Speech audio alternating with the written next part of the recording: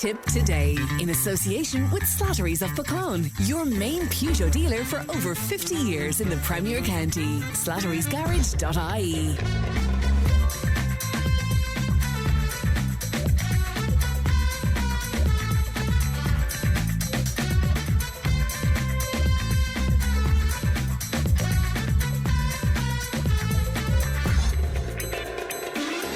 Good morning, welcome along to Tip Today, 1800 938 007. That's our free phone number if you want to give us a call, and Leanne is producing as usual. Coming up on the show this morning, a report into governance at Bord Bia has found that Chairman Larry Murrin is viewed positively by many members of the board. The Irish Road Haulage Association says the number of inexperienced learner drivers on our roads beggars belief. We have some gift ideas for Father's Day. American Ryan Emge is tracing his family's roots in Tipperary. We have global news with Thomas, sports with our sports editor Paul Carroll, and more memories from the bogs of Tipperary. So all of that and much, much more on the way. You can text and WhatsApp 083 311 3311. You can email tiptoday@tipfm.com. Let's have a look at the front pages. The Irish Daily Mail. And the main story on the Mail today: the housing crisis has caused the marriage rate to fall to its lowest recorded level outside the pandemic years, a leading bishop has claimed. Bishop Dennis Nulty warned that the decline in marriages is a concern not only for the church but for the wider society as well. He said the cost of housing is now the biggest obstacle facing young couples preparing for marriage in Ireland. The Irish Independent, and they're leading with the story that the number of drivers fined for road traffic offences reached its highest post-pandemic level last year, with more motorists caught speeding, not wearing seatbelts and using mobile phones. However, it's interesting to read that there was a 3% overall drop in the number of roadside checkpoints and related breath tests on motorists. The Irish Times, and they're leading with the story that Pakistan's Prime Minister and the US and Iran have finalised a deal to extend a ceasefire and reopen the Strait of Hormuz, with the warring parties to officially sign the agreement on Friday. We'll tease all of that out with Thomas Conway in the second hour of the programme today. Also on the Irish Times today, there's a photograph of the Canadian Prime Minister Mark Carney meeting members of the public during a visit to Auchengower in County Mayo. So he was tracing his roots back to Mayo, and it's a real happy, smiley photograph there.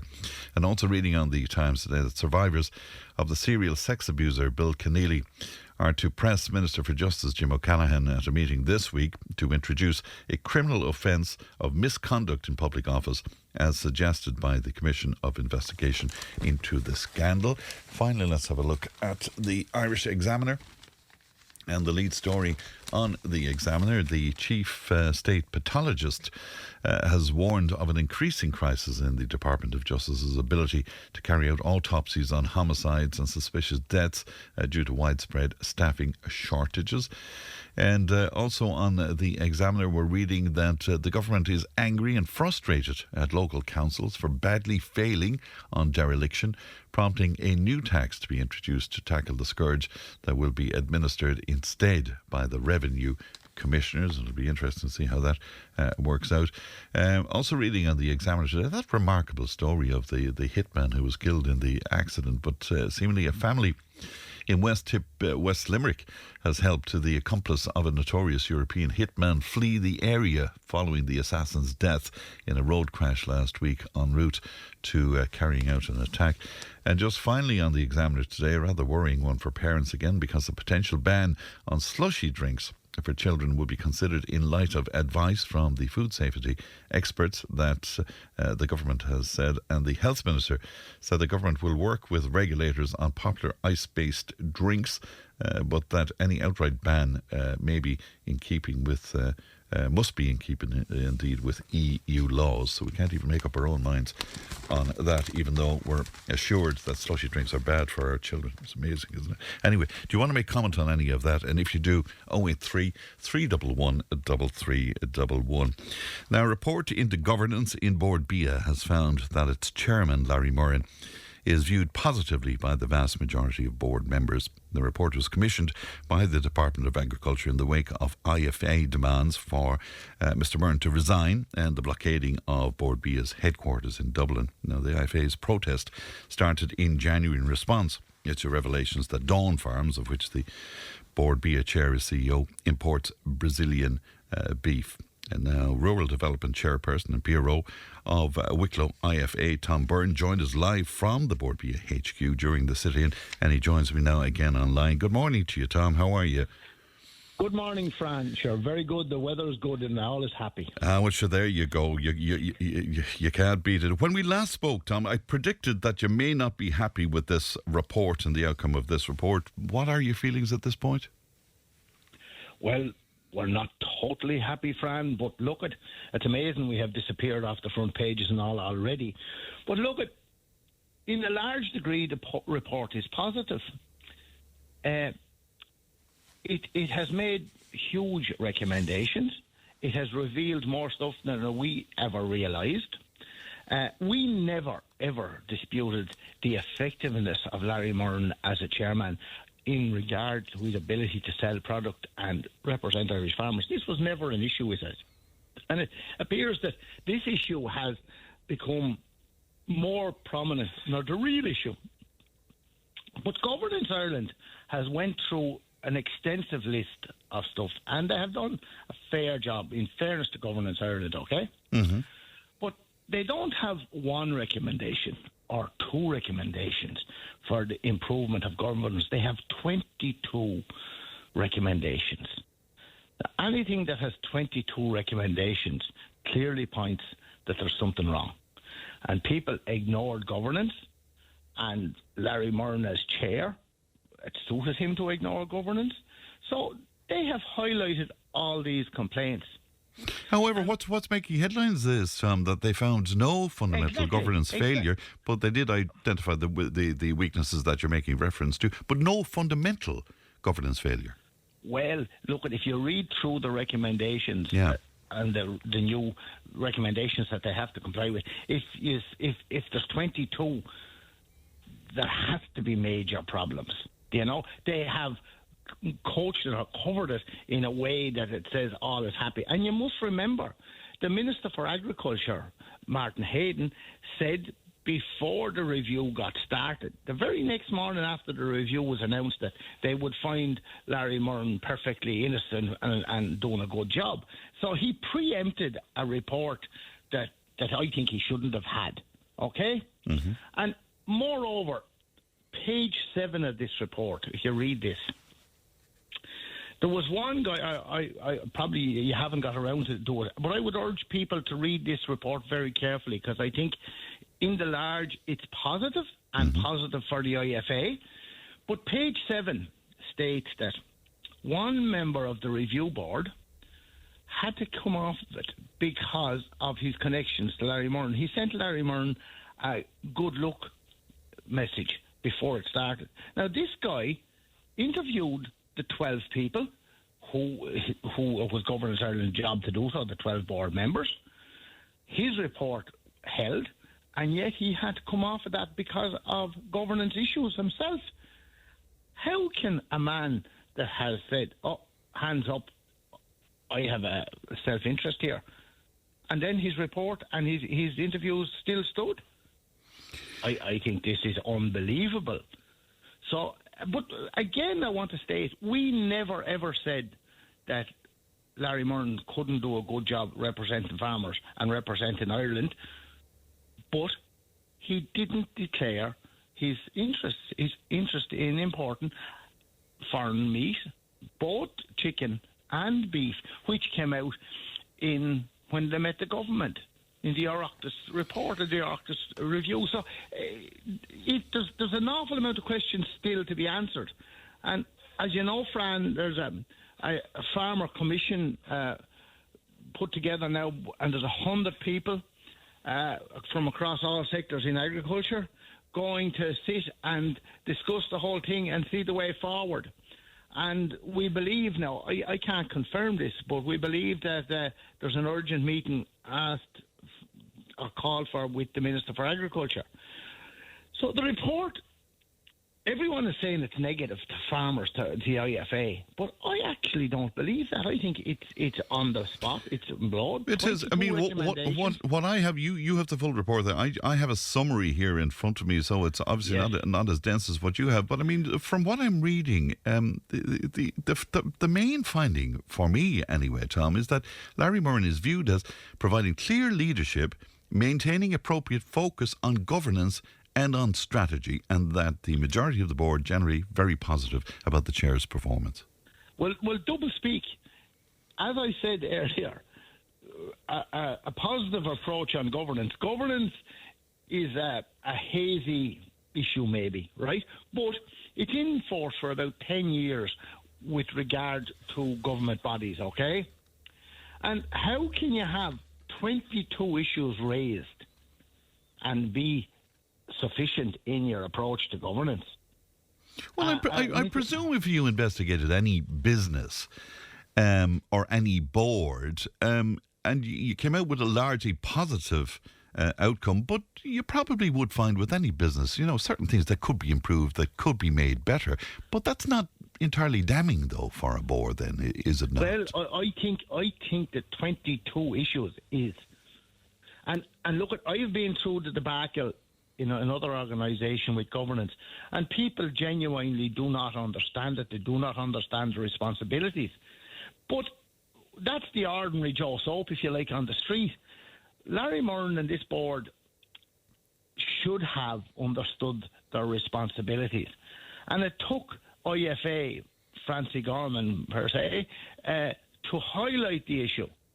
Now, we know there was a huge debacle. We feel that we're justified, and we feel now that this report has gone a little bit of the way to improve the governance, and we feel there's a lot more work to be done.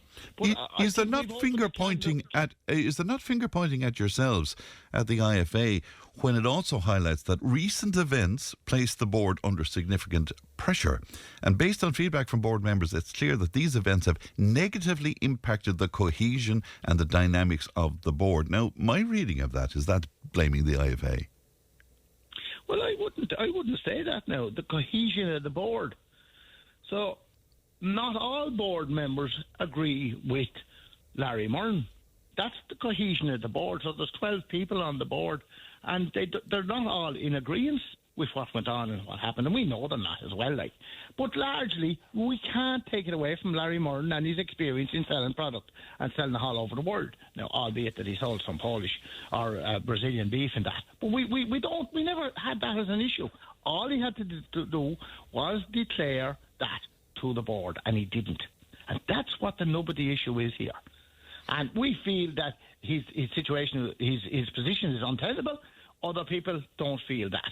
And what did you make of what the Fine Gael Senator, Pádraig Brady, said? He believed that most beef farmers will be quite happy to see Larry Murrin return to the chair of Bord Bia if we see stability and strengthening in beef prices as a result.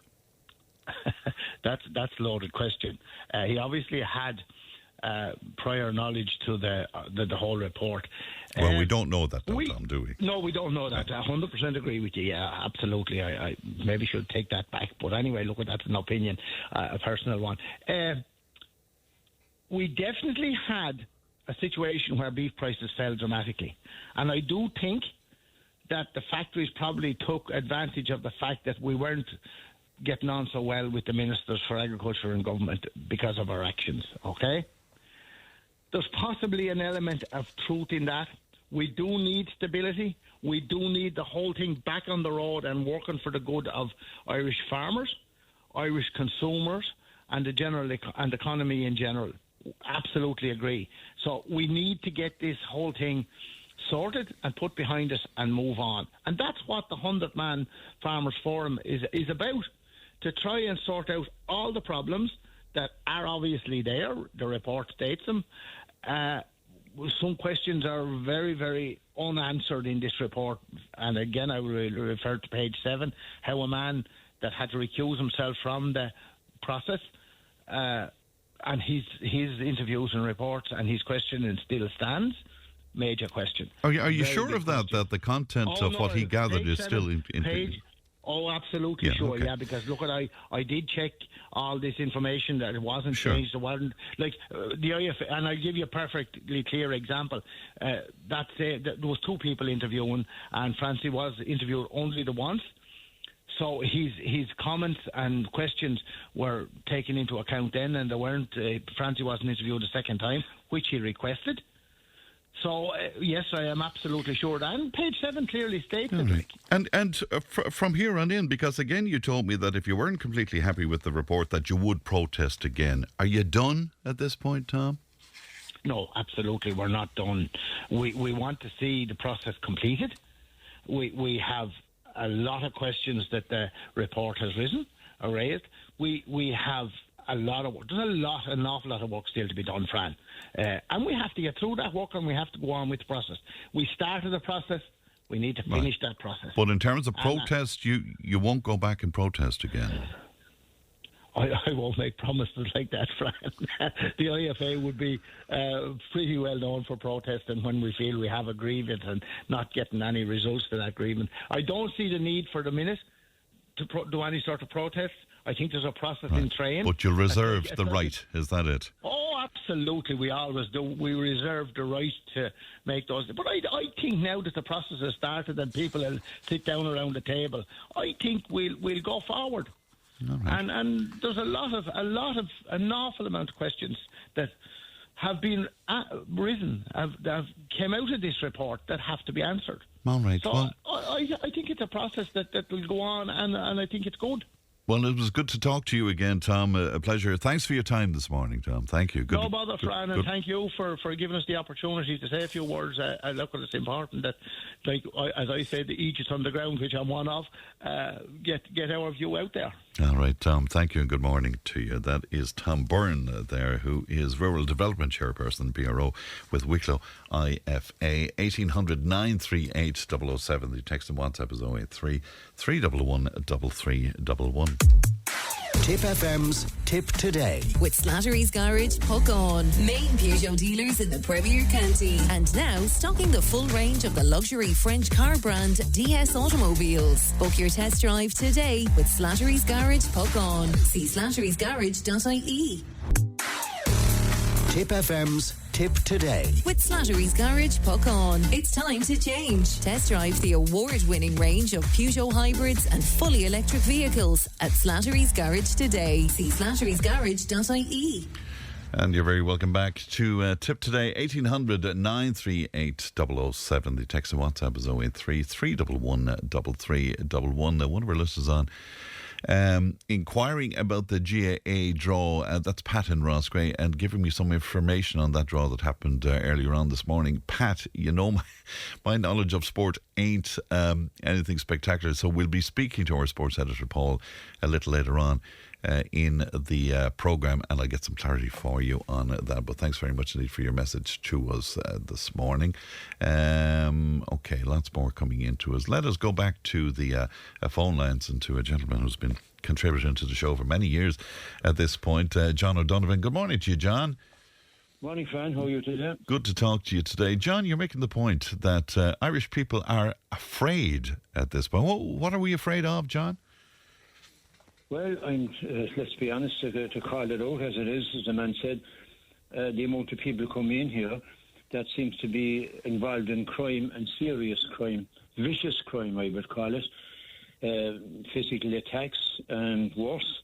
I mean, the likes of Ashling Murphy, the 2 gay lads up in Sligo, the trial in Kildare Street and the crash, the latest episode up in Belfast, and many more things going on around the place. I think I speak to a lot of people, Fran, and people are very unnerved, very, very unnerved at the moment in this country, that they're frightened. I see girls out there now where I walk in my neck of the woods. There's a lake there called the Loch, and even if girls are approaching, you know, and if there was just you and her on the path, at times there might be a lot of people, or more times they mightn't, but you can see that they're kind of tightening up and they're kind of looking away. They won't look at you in the face. I mean, a lot of times before people total strangers would just say hello or nod or smile or something, lovely day, whatever. But I find people, especially women, are being very, very cautious now. There was actually 2 girls yesterday. This local supermarket was closed, but there's another one close proximity. And I saw that they were wondering where would they go. And I approached them and I said, listen, this is closed, so there's another one. And the minute I opened my mouth, the 2 of them jumped back. You know, just because you spoke to them, just because you were trying to help them, was it, John? You could see, especially one of them was totally unnerved. I think it all, like, I mean, and so I just weakly told them where to go, like, I mean, to the supermarket and walked away. But it kind of unnerved me that they were so unnerved at me just speaking to them, you know what I mean? And I think the people, Irish people, friend, are very frightened because they believe Micheál Martin can put on the spin he like on it now and Harris and everybody else, right, and all the lefties. But people are frightened that what's coming into the country, that there's no checks, no mental health checks, there's no criminal backgrounds or whatever. These people can waltz in here and then they're getting involved in crime or whatever. And people are frightened for the elderly people are frightened. People are frightened for their daughters going out, their young teenage daughters starting out and socialising. And it's not right that the country, that the people are starting, after all we've went through, that no people are beginning to become frightened in their own country. After all the battles we fought to get our freedom and to get where we are. And is this it now that we're going around every day now, suspicious of this person? And it's not fair to the genuine foreigners that are here, friends, that have started business, like the Chinese that have been the longest ethnic group that ever came here since the 60s, right? And other people that are set up in different jobs and the medical side of it. It's not fair to them. We saw up in the north, there was people burned out of their houses, which had nothing to do with the horrific crime that was committed up there. But I put all this fair and square, the focus now that's on the genuine people, that this term, as one fellow said to me, so they're all the same. And I said, they're not all the same. You can't say that. But that's back on Martin's door and Harris. Would you see, by you saying, John, that, you know, the perpetrators are the people who come into the country, are you not adding flame to the fire then in terms of people, you know, like what we saw in the north, the retaliation then, you know, on people who were just trying to go about their business and live in their homes? Like what people are saying to me on a daily basis, both my friends, but just people that I meet casually around the place that I know, and the conversation always heads down this road, that why is this happening now? And some people know, I know 1 or 2 people know, they're in this area, the lock, the lake where I live by. I mean, they won't walk there anymore because there's a lot of foreigners around there, and they're beginning to feel, some of the elderly people, the term they used to me, friend, they say, we feel like strangers. And we're nervous. And that's not right.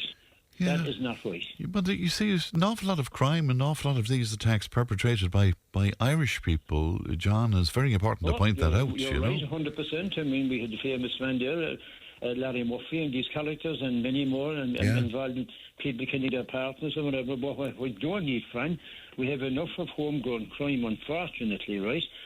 And we don't need to be adding to it. And that's exactly what happened. There are people come into this country who, unfortunately, they seem to hate us.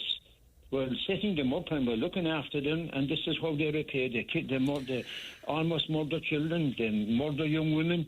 I mean, right. But when you say they, by comparison to the numbers coming in, we're talking about very small numbers of people, John, are we not? We are, but what people are frightened of, and you see that it's going to grow. This is what I get all the time, that people say, what will the country be like in another 20 years? This is the perception of people. Well, you see, I think, John, that what is indisputable is we're certainly living in a far more dangerous society in general, you know? Yeah, well, there is a lot of violence out there, like, unfortunately, with people on drugs and drink and everything else, and antisocial behaviour. And I think drugs, I think you put your finger on it there, I think drugs would be driving so much of this in our societies, you know, It's just, I think, that the viciousness of some of the crimes, like Ashling Murphy, and the sanitised version that we got in, of course, by certain media papers and whatever, that she was strangled when she was, they didn't want to release the graphic part that she was stabbed 12 times in the neck. Right? The 2 gay lads up in Sligo, disemboweled, and beheaded while they were still alive. This is a savagery that we never saw before in this country. You're quite right, man. We have our own homegrown violence, unfortunately, right?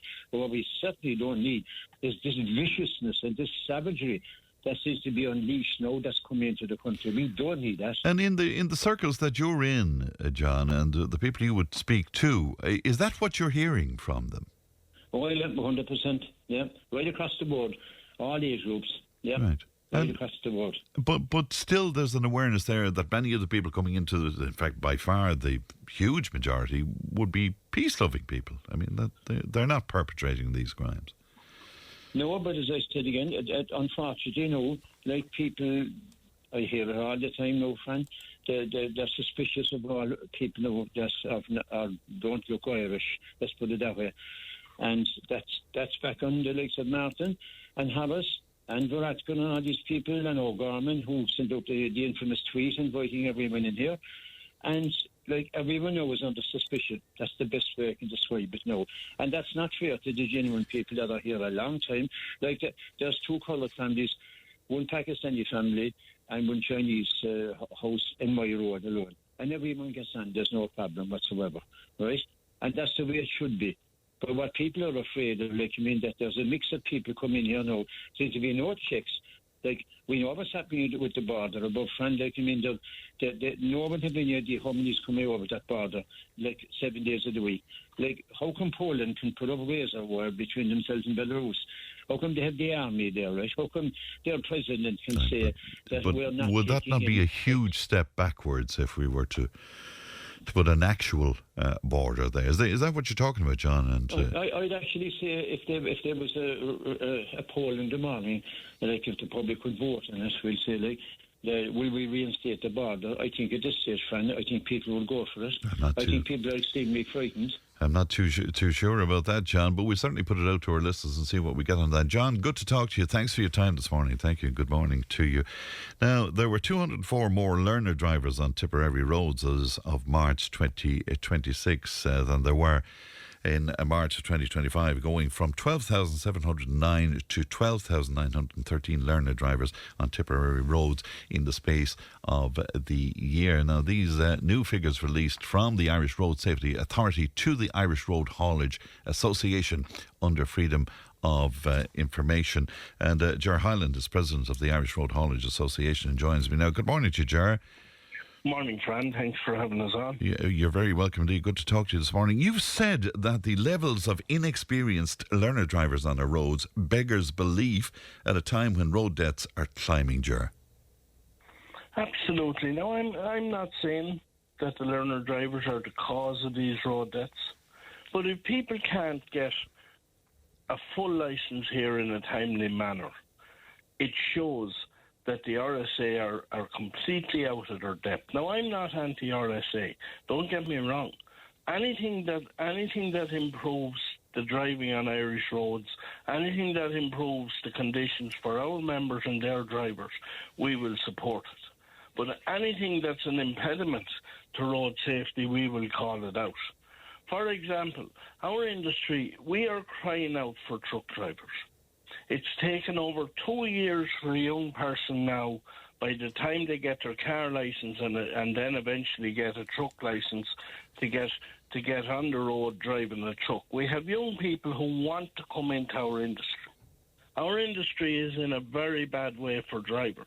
I'm not saying that if we had every young person that wants to come into our industry with a licence tomorrow morning, that it would cure all the problems in our industry. Far from it. But it would be a huge help. There is no young person going to spend between 4,000 and 6,000 euro getting a truck licence and realise that it's going to take them over 2 years to get it. They're going to go into some other profession or trade or whatever, or they're going to join the myriad of for the likes of Canada and Australia and countries like it. The RSA, I beg your pardon, Jared, the RSA is claiming that they've been recruiting and training additional driving testers. They're extending the testing capacity at this time. They move testing resources to some of the high demand areas, but it's a slow moving machine because they're playing catch up. Yes, but like we can all play catch up. If a local factory in your area sees that in 6 months' time that they have a product that's going to be moving off the shelves fairly quickly and they need additional employees, they will plan for that and they will have them additional employees in place. So for the RSA to say that the number of learner drivers on our roads got away on them, which it obviously did, but it showed that they're out of touch with the job they're doing. They're out of touch with the number of people that's going to be coming forward looking for driving tests. So I don't accept that nonsense. And to be quite honest with you, in a little over the last 3 years, the RSA themselves have cancelled 50,000 driving tests in this country. Now, that's not 5,000, that's 50,000. And the excuse they rolled out for that is administrative problems. In other words, nobody available for the testing. No tester available or whatever. That's all very fine. You'll be a young person that's after spending quite an amount of money on a car. They've insured it. They've taken 10, 12, 15, maybe 20 lessons to prepare for their test. They have a test for this morning. They're after taking the day off work or the day off college, and a parent or a friend or a guardian has taken the day off to go with them because they can't drive on their own. And they get an email this morning at 8 o'clock or 8:30 to tell them their test is being cancelled due to administrative issues. Now that is wholly unacceptable. That person goes back into a queue again and can take another 6 or 8 months for them to get a driving test. But is that part of the issue, the no-shows and the wasted appointments, though, Jerry? I mean, thousands of candidates booking tests and failing to attend then.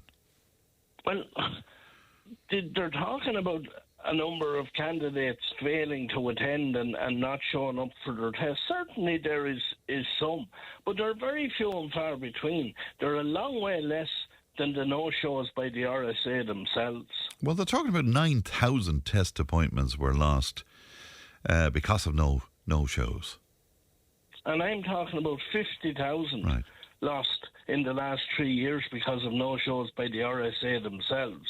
So this is a bit like the kettle calling the pot black here, but it's still not going to sort it out. Like, if the RSA saw that no shows on the part of applicants and the part of people not turning up for their tests, why didn't they do something about it before now? There's no point in them trotting out that excuse here today that people are not turning up for their driving tests. If that was the same case 2-3 years ago, why haven't they dealt with it? What about that notion of separating the driving tests from the other functions of the RSA, because they have too many under one organisation with road safety campaigns and driver testing and vehicle safety? I think the NCT is in there as well, isn't it? So what about that notion, Jared, that this needs to be separated? I think that's the case in the UK and Australia, for example. A young person going in this morning in Australia can do their driving lessons. If they have experience, they can do their driving lessons this morning and have a test in the afternoon. Now, I'm not advocating that for Ireland, but at the same time, it shows a proactive organisation that's handling it. Then, if the instructor is happy that the person doing the driving lessons is capable of driving and capable of doing the test, well, then they're put forward for a test. If not, they're held back and there's more lessons provided, but they get a test in a timely manner. Certainly the RSA needs to be separated. Like, we have young people going out on our roads today with new licences, and they've never driven on motorways. Yeah. They've never driven in the dark.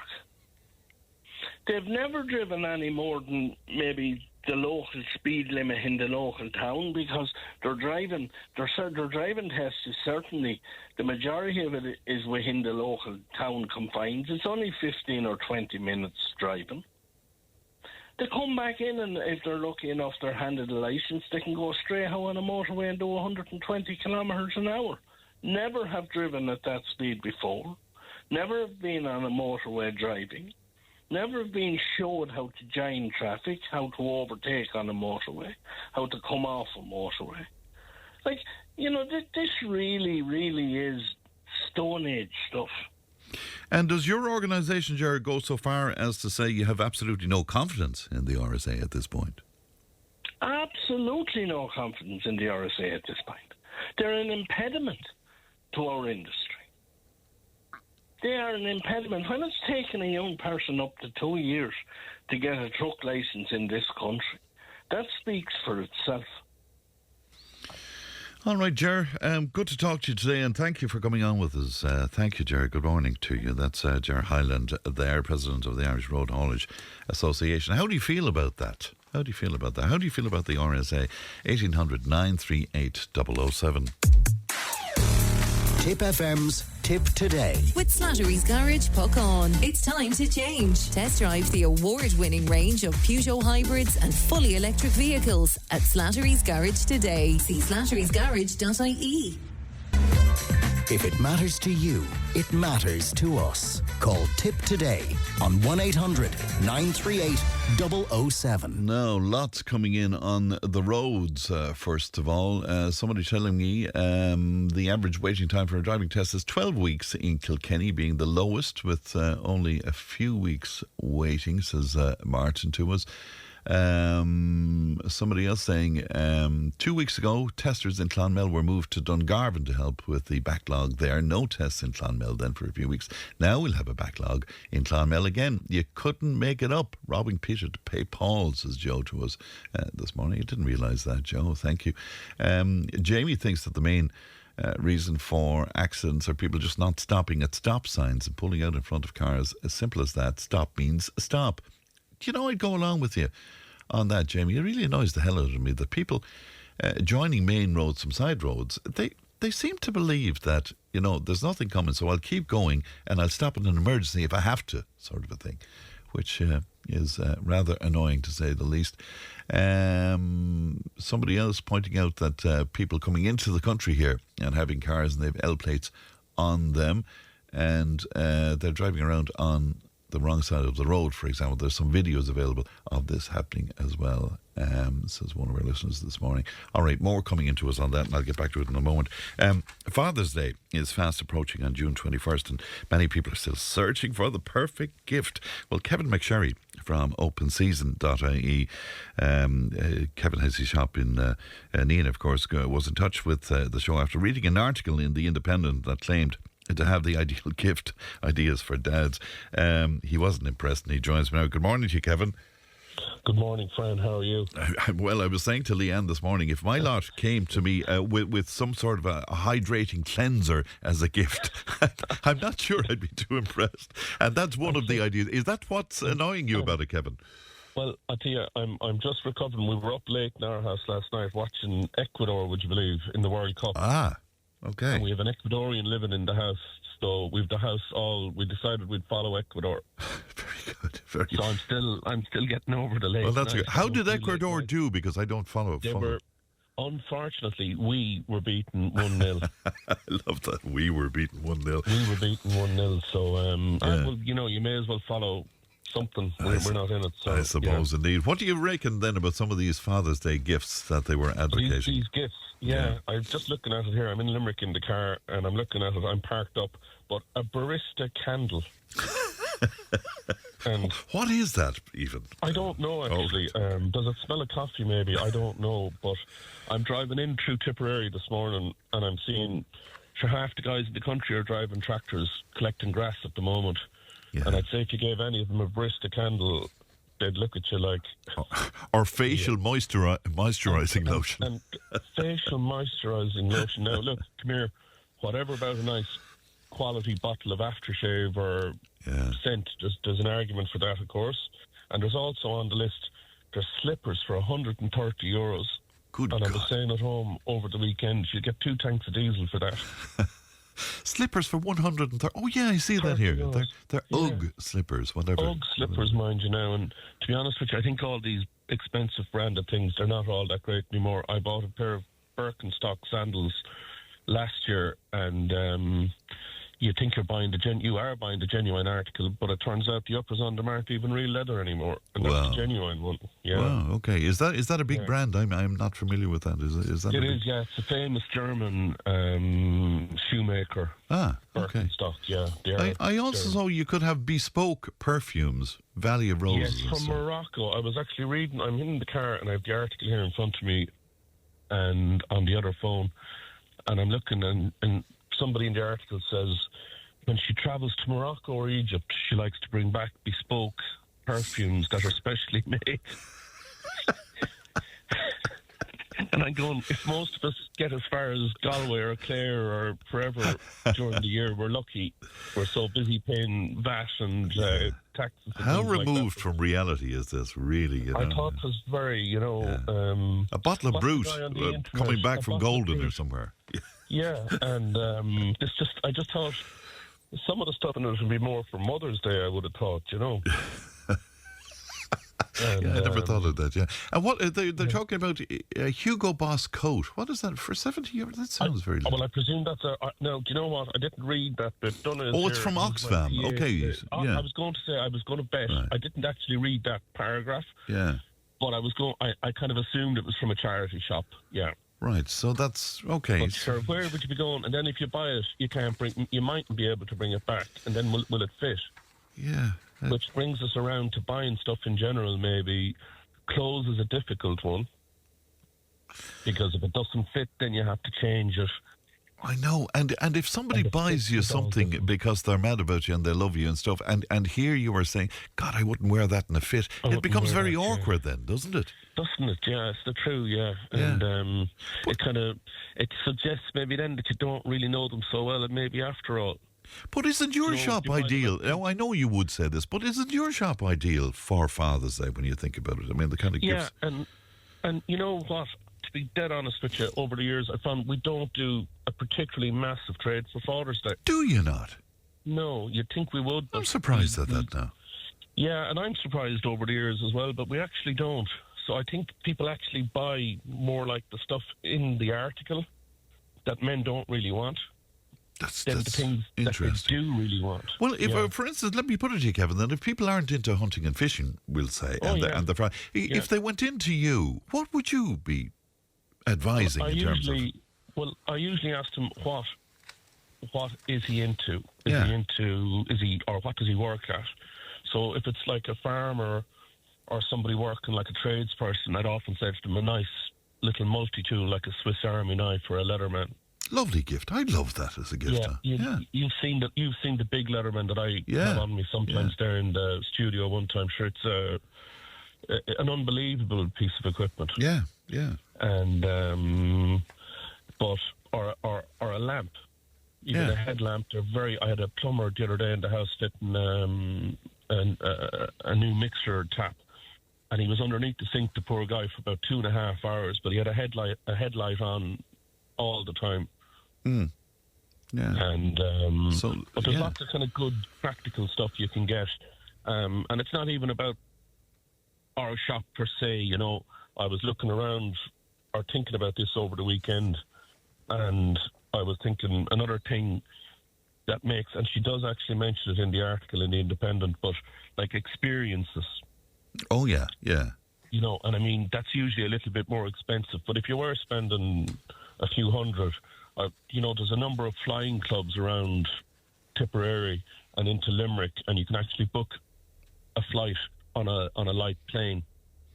Yeah, one of the ideas they have here I still remember it. Yeah, one of the ideas they have here is sending somebody to Mondello Park, for instance, for the racing car experience. Yeah, the racing. I've actually done it. Have you? I'd love to do that. Years ago. I'd love to do that. Nowadays, you should go and do it. It's really, really good. Yeah. And you get to drive a kind of like, it's like a rally car first. Yes. And an experienced Mondello driver takes you around. You're in the passenger seat. and he scared the life out of you, really. And he had to reassure me that the car wasn't going to turn over. Oh, Lord, stop, okay. Yeah. And then he gets in the passenger seat, and you get to do it. And he's telling you to go faster, faster, faster into the bend, and take it now. Oh, stop. Yeah. And then when you've done that, then you get to go in a little single-seater Formula 4 car. Now, that's what I'd love to do. I'd love that, yeah. And did you you did that, did you? Yeah, my wife got it for me years ago. Oh, lovely, yeah. But it's quite expensive now. Back then it was a few €100, Right, but at least you're getting nice. You're getting good gifts, in fairness. And you know what? I still remember it. Yeah. Yeah, and I have good memories of it, Give me. You've been looking around at some other businesses, maybe some other ideas. Even. Well, we were just saying about experiences. It doesn't even have to be an expensive thing like that. It could just be a breakfast, a voucher for some of the great coffee shops in Neenah. Yeah. You could just be a voucher to get your breakfast some Sunday morning or Saturday morning. Idea. Lovely idea. Yeah, and you're supporting local, and all the coffee shops. They all employ loads of local people. Loads of youngsters on part-time work at the weekends, and it's a nice thing to do the Saturday, Sunday morning, go out and have your breakfast. And Kevin, is there a big difference in Mother's Day and Father's Day? I mean, is it easier to buy gifts for Mother's Day, do you think? I'd say so. Do you think so? I would think so, yeah. Sure, all the ladies love something in the line of a beauty product, especially if you can tune into what they really like. Yeah. My wife likes Cairns products there. If you bring home any of the nice Cairns items out of Ryan's Pharmacy, it usually goes down quite well. Yeah. Somebody here telling us that the younger men of today have grooming routines of hygiene, skincare and hair maintenance, and they really take care of themselves now. The older generation are a different breed. And isn't it brilliant? Yeah, it is. So maybe the hydrating cream for them. Oh, yeah, but a lot of the younger people aren't dads yet, you see. Oh, yeah, of course, yeah. Do you know, I was looking at by the time they've had 2 or 3 kids like me, they won't have a minute left to hydrate or to rub anything on. They'd be lucky to get out the door in the morning by brushing their teeth. I'm looking at that list again from The Independent. One of the gifts is a camera, a 35mm camera. Yeah, but are people using them anymore? I thought they use their phones all the time. Now, there is a kind of a retro thing, is it? Retro thing, yeah. But the only problem I'd have with the camera, and that's not a bad idea, but getting the film developed, you have to go and get that done, and you'll have to send that away to someone specialised nowadays. And I'd be afraid you'd get the camera, shoot the 35 exposures or whatever, and you'd never develop the film. That's the kind of thing that happens because everyone is rushing and racing. Yeah. But I had another idea there. If Dad had some old LPs, you can buy nice retro record players now. Now, there's a good idea. I like that. I like that one, yeah. Yeah, I hope my lot are listening to this and getting some ideas. Well, you know what you have to do? Do you know what I found? You have to do a little bit of thinking. Yeah. You have to stretch your imagination a bit. Look at what they're broadly into. Like, I have a motorbike. I have a number of old Mercedes. Do you know what? If someone was to get me a present for Father's Day, I have an old Mercedes 1994. Have you? And you know the coupe one? No, it's just an ordinary bog standard Ford 5-door saloon. Yeah. And it's the first car I ever bought, actually, and I still have it. Have you indeed? Wow. Yeah, and but the leather trim around the gear stick is all frayed and worn. Okay. And that would be, for me, if I was given a new leather trim for that gear stick, that would be very good. Like so and I presume you can get that sort of stuff online now, can't you, Kevin? You can buy. You can get nearly every. You can buy a lot of stuff now. You see, it would take a little bit of digging around and research to find the. Well, that would make it all the more special, wouldn't it? But it would make it all the more special. But it's the kind of thing you'd really have to stretch and think. What would he really like? Yeah, well, I like the idea. Somebody's saying to me here, you can't beat the hotel or the meal vouchers, Fran. There you go. There you go, indeed. All right. Yeah. Lots coming into us on this. Kevin, pleasure as always. Look after yourself. And Fran, can I just, before I go, for your listeners, because we always like to leave something We like to leave something on the table behind us when you have us on. Yeah. Lorraine has been on to me on the other phone here by message while I'm on to you, and she said for your listeners, if they want to get an open season voucher over the next few days, if they go in, order their voucher on our website and use the discount code Tipp today, they'll get 10% off. Oh, nice one. So you can give them a €100 voucher for €90. Okay, I like that. I like that indeed. Kevin, look after yourself. My best to Lorraine as well. Thank you. Thank you, Thank you. And happy Father's Day, by the way, Kevin. Happy Father's Day. Bye-bye to you now. That's Kevin McSherry there of openseason.ie. Wonderful store, by the way, in Ian, if you want to drop in there. All sorts of goodies, a real Aladdin's cave. News and information's coming up. Tipp FM's Tipp Today. With Slattery's Garage, Puckon. Main Peugeot dealers in the Premier County. And now stocking the full range of the luxury French car brand DS Automobiles. Book your test drive today with Slattery's Garage, Puckon. See slatterysgarage.ie. Tipp FM's Tipp Today. With Slattery's Garage, Puckon. Over half a century driving the people of Tipperary and surrounding areas with quality, reliable and economical vehicles, new and used. Call the sales team today to discuss your next car or van on 067 24111. Thanks, Pat, and welcome back to the second hour of Tipp Today. Now, Ger Hyland from the Irish Road Haulage Association was speaking to me earlier on there, and he had a lot to say, indeed, about learner drivers on the roads and a lot of what's happening out there. But quite a few of our listeners hitting back and saying, well, what about the truck drivers on the roads? One person in particular saying lorry drivers should be taught manners first and then the rules of the road. They're forcing cars out of the way. They're parking and blocking driveways. Ask them to move, and the language is just disgusting, to say the very least. I had to call the Gardaí once, at least once over the years, it says here. That's into us on 083 311 3311. Now, you might remember last year on Tipp Today, Ryan Emge and his mum, Corrine, from Boston, they told us about their efforts to trace their family roots and connect with the Brown families, particularly in Tipperary. Now, over the past 12 months, we've stayed in contact with the MGs, and we're delighted to say that Ryan is with us in studio. Now, good morning to you, Ryan. Good morning. And it's so good to see you and good to meet you in person. You're here since Sunday, I think, are you? That's right. Came into Dublin. I was there for 2 days in archives. So it's been a great journey from north to south, hitting a lot of different locations, historic locations, and meeting many family members along the way. For those who didn't hear our previous conversation, would you just bring us up to speed on what you're looking for and maybe what you've discovered so far? Yeah, a year ago, right, we talked about, you asked some questions about where did we start, how did this come to be, and just for some brief context for listeners who may not have remembered or was not on that period, I wanted to know where we came from. There was no knowledge of which part of Ireland my maternal side of my family came from, meaning my mother. So what we did was obviously spent now 5 years in the making, going through research, both in Ireland and in the U.S. And again, as the recap there, DNA is what connected us to County Tipperary. And so that brings us up to where we are today. However, the big discovery we had that really needed to be validated, which we didn't have when we last spoke, was what I have in my hand here, and I'll share a copy of this with you, which is the only record that we found that had a written listing of the counties where my second great-grandfather, Thomas Brown, came from. Now, it's quite uncommon. I would say probably 99% of the time, including every document I've researched, never references where in Ireland someone came from. It usually just says Ireland.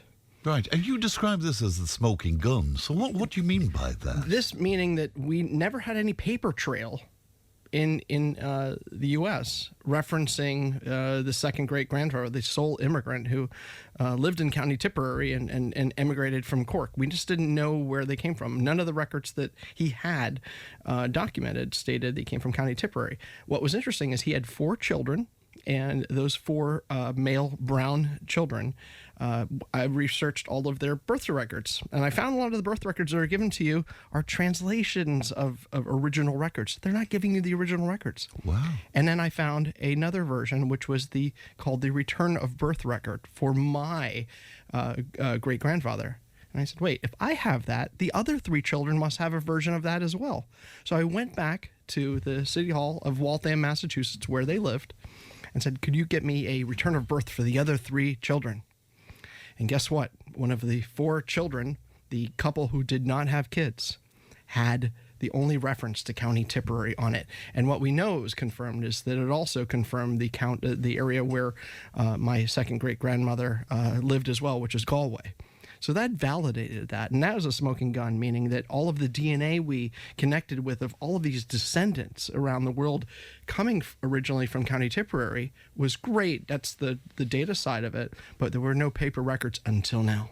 But isn't that fascinating that the DNA was able to pinpoint the county, first of all, before you had anything else? And the DNA is, you have to, as I'm learning, hiring a specialist with this, I've been internally grateful for, to be able to map the work that looks like you're building a DNA network of different degrees of DNA over many years. And then you layer on that a assemblage of what a family tree may look like based on the DNA. And so those 2 layers of data get you closer to where you need to be. Now, when you have a piece of paper or document, yes, that validates your efforts. And that's what I mean by the smoking gun. Incredible. But just for clarity, does the DNA throw up names? If people submitted, current living descendants or past descendants have submitted their DNA, it would have their name if they opted into providing their name, whichever platform they used, whether that was Family Tree DNA or Ancestry or MyHeritage, etc. Okay. The Browns, that's the big one, isn't it? That's the big one. And again, the focus of the effort, yes. However, it's a small name in a big area covered with other surnames, like I mentioned, Dag, Hodgins, Guest, and the recent discovery, which is a paternal connection, identical male DNA to the Browns, which is a surname called Fennell. So that was something that we're really trying to look at, because that name means that we believe there was a match around 1600. So we're now starting to triangulate this somewhere between 1820, which we have a record of, to around that period of time. So if we can make the connections between those, we're going to get much closer to where we need to be. How did you connect to a small little area then outside of Cloughjordan? We found a record that indicated a renter in Knocknacrie who was renting from a Jane Dag. And so we looked at the name and we figured out that was within our family tree. And then we looked at seeing this Thomas Brown was listed beneath a William Brown and an Eliza Dag. And we noticed that all of the DNA connections primarily came from the Dag side of the family. And that indicated that those were the parents of our immigrant. And that also indicated the location where they lived, including the lot. And just a couple days ago, I was able to visit the original lot location with the current family who's living there, and they were able to show me around as well. So while the even the foundation of the home doesn't even exist, just physically being there and getting a sense of where they lived, where they worked in the bogs, Faddenmore bogs and Shoboy bogs, and when they went to church at the Church of Madrini was very refreshing. What was that like for you to stand on the land that they possessed? Yeah, I've also learned that when I look at this family was Protestant, and they were a small sliver of a family. And my question is, why did they end up here? That's something that is really my next step, because that will indicate how they arrived and perhaps another migration pattern going further back in time. It felt very satisfying to physically be there and recognize and validate the work that has been conducted. It's not just a piece of paper that I hold in my hand of a location on Google Maps. Yes, yeah. But you're physically able to feel the wind, you're able to hold the soil, feel the grass, and look into the woods and get a sense of what it might have been like there to farm or live, perhaps.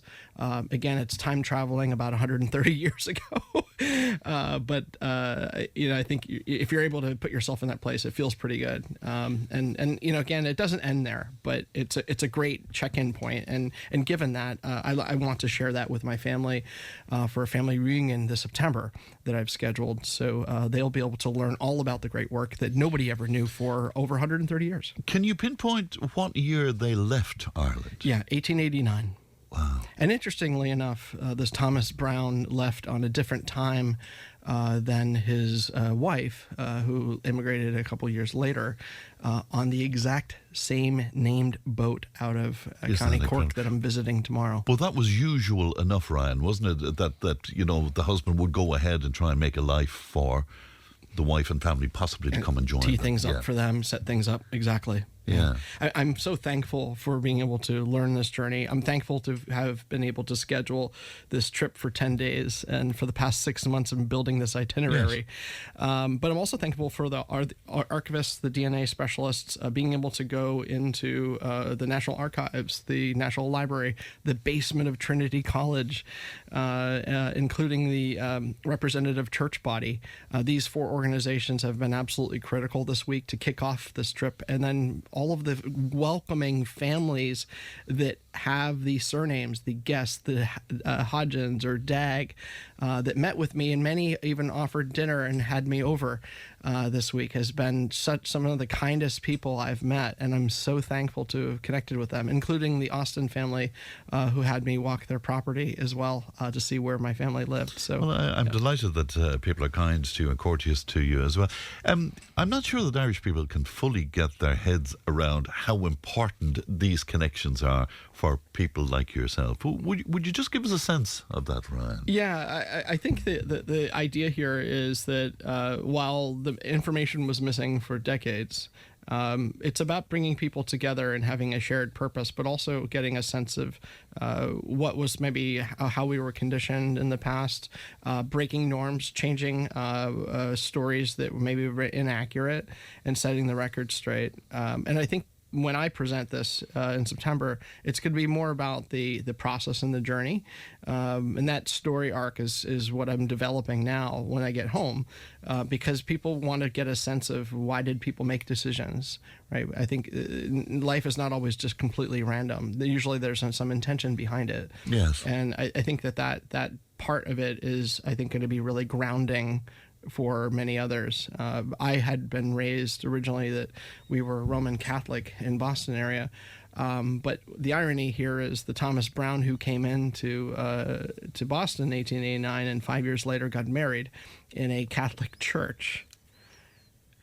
Then his Protestant nature changed then, but all the way back, it was Protestant as far as we have records of. Did he just make that choice because Boston at the time would have been full of Catholic Irish, I suppose? Was it just to fit in some way? We would like to know. Until we have the empirical proof, we'd like to verify that. Right now, it's a woman who in Galway is not too far away from where he lived, so we don't know if they met prior or it was they just met in Boston, and that's what people did. And have you any idea what triggered his leaving in 1889? Because, I mean, we could understand if it was post-famine, for example, but did something trigger his leaving? We have one event 5 years prior to that. His father passed away in 1885, so perhaps there could have been a reason why there's no maybe farm or anything to hand off. There's no inheritance. Maybe there's no job prospects, those types of things. I think when you start looking at what is a better deal, and you're able to facilitate that, I think that's it. But that was like the one event that we had, and it didn't seem like there was any other movement after that. And after 1889, we saw in the records no resident of him anymore in that location at any point. So we know that coincides with the immigration records that we have. I think every breakthrough in this project, came through because someone took the time to help. And what we've recognized today, I think we're at a stage where reaching out to people and having more people reach out to me and our family to say, hey, I don't know of anybody, but I know of a name, or I know of somebody who knows somebody, or I know a grandmother. They don't even have to know any records. Just the fact that that descendant may exist could be enough to help move us along and fit in a piece in the puzzle. So I think the way I look at this is like we're now at a stage where a conversation with someone's grandmother could put us as just as valuable as a record in an archive. Right. So there's still room for help out there, that people could still help you out. Yeah, we're still looking for descendants and family connections. Brown, Dag, Hodgins, Guest, Fennel. Places of interest, Borsicane, Clock Jordan, Madrini, Knocknacrie, Nina, and even Portumna, which we learned where the Dags came from on this trip. Again, we're not looking for somebody to complete the tree for us, yes, but somebody who just may know of somebody or might know of a story or even has a relative that says, oh yeah, that person may still be alive. Any fragment whatsoever is a piece of the puzzle, and adding them up can help solve the bigger picture. I think I'll close with a couple pieces on that point on the family side is, if your family comes from North Tipperary and you recognize those surnames I mentioned, we'd love to hear from you. Even knowing your grandparents' names or where they may have lived may reconnect us back to our family story. And then, I think the piece here that when I look at this overall trip and was it successful or not, I came to Tipperary looking for ancestors, and what I found is a huge community helping us bring the story and their story back together. Isn't that great? Isn't it great? Is this your first visit to Ireland? This is my first visit, and I will tell you, I deliberately held off from ever coming here until I had a real reason, a grounding, an intention, and a purpose for being here. Interesting. And what do you make of us? I mean, is it what you expected here? I mean, I'm not just talking about your research, but just in general. Is it what you expected? Is it different to what you... Well, I did not come as a typical American tourist, I'll tell you that. I had a very tight daily agenda for the past 8 days while I've been here, from north to south, from Dublin now to Cork. And... in terms of the kindness and the friendliness and the hospitality, it's more something I've never experienced in my life, frankly. It harkens back to a period maybe in America where I believe at some point we used to have that. So it's refreshing in that respect.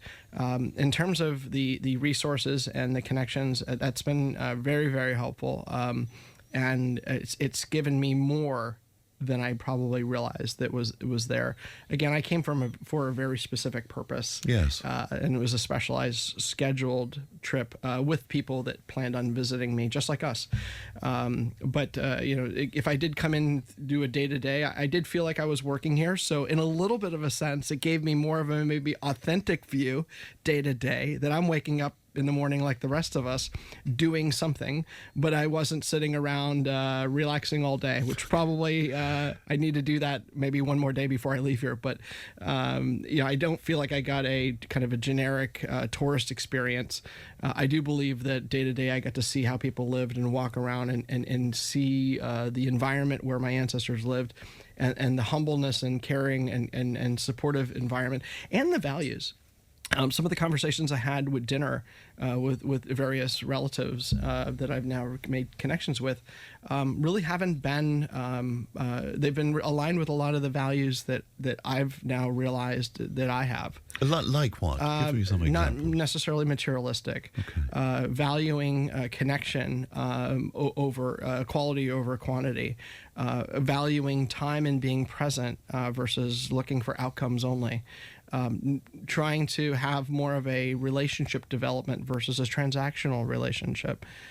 So the depth is something that I've been seeking, and I experienced that here during this trip, and it's been very, very, I guess not surprising, but something that I've really wanted, and I got that. Well, many of us will be delighted to hear you report that, because we're often of the belief that we're in a changing Ireland here, and that Céad Míle Fáilte, the 100 million welcomes that we would have spoken about in the past, probably isn't there in the same way as it used to be. So I'm glad your experience is so positive. And maybe if you seek it out, it's there. Yeah. I will say, for the most of my experiences, we're with an older generation.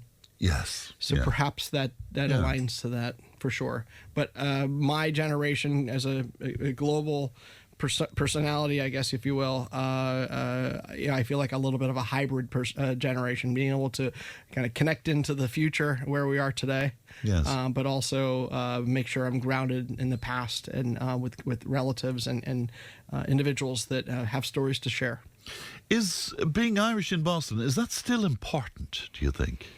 I remember hearing that often. My partner is lived in Boston. She's Irish. I heard that a lot from my mother. So that was really a lot of the voice in my ear. Yes. Growing up, because she grew up in Boston. And through the Kennedy era. That's exactly right. All of that, Yeah. So I don't know what that looks like today, because I haven't been living there in a while, but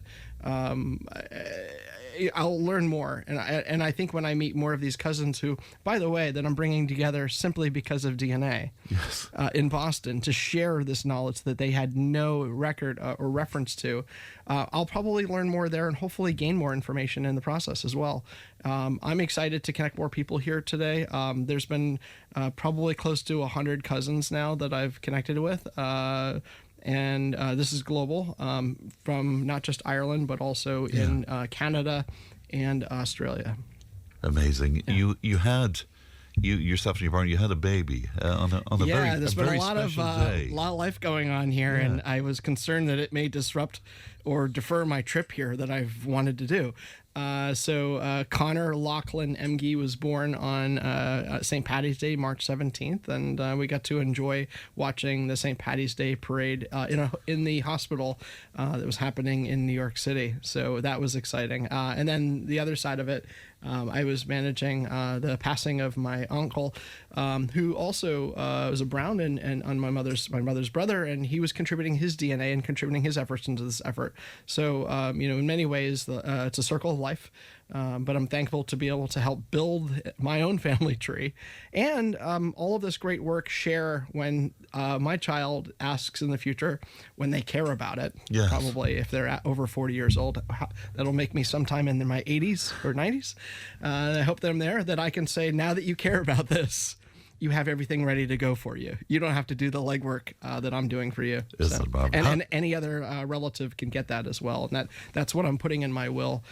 So this is something that's permanent.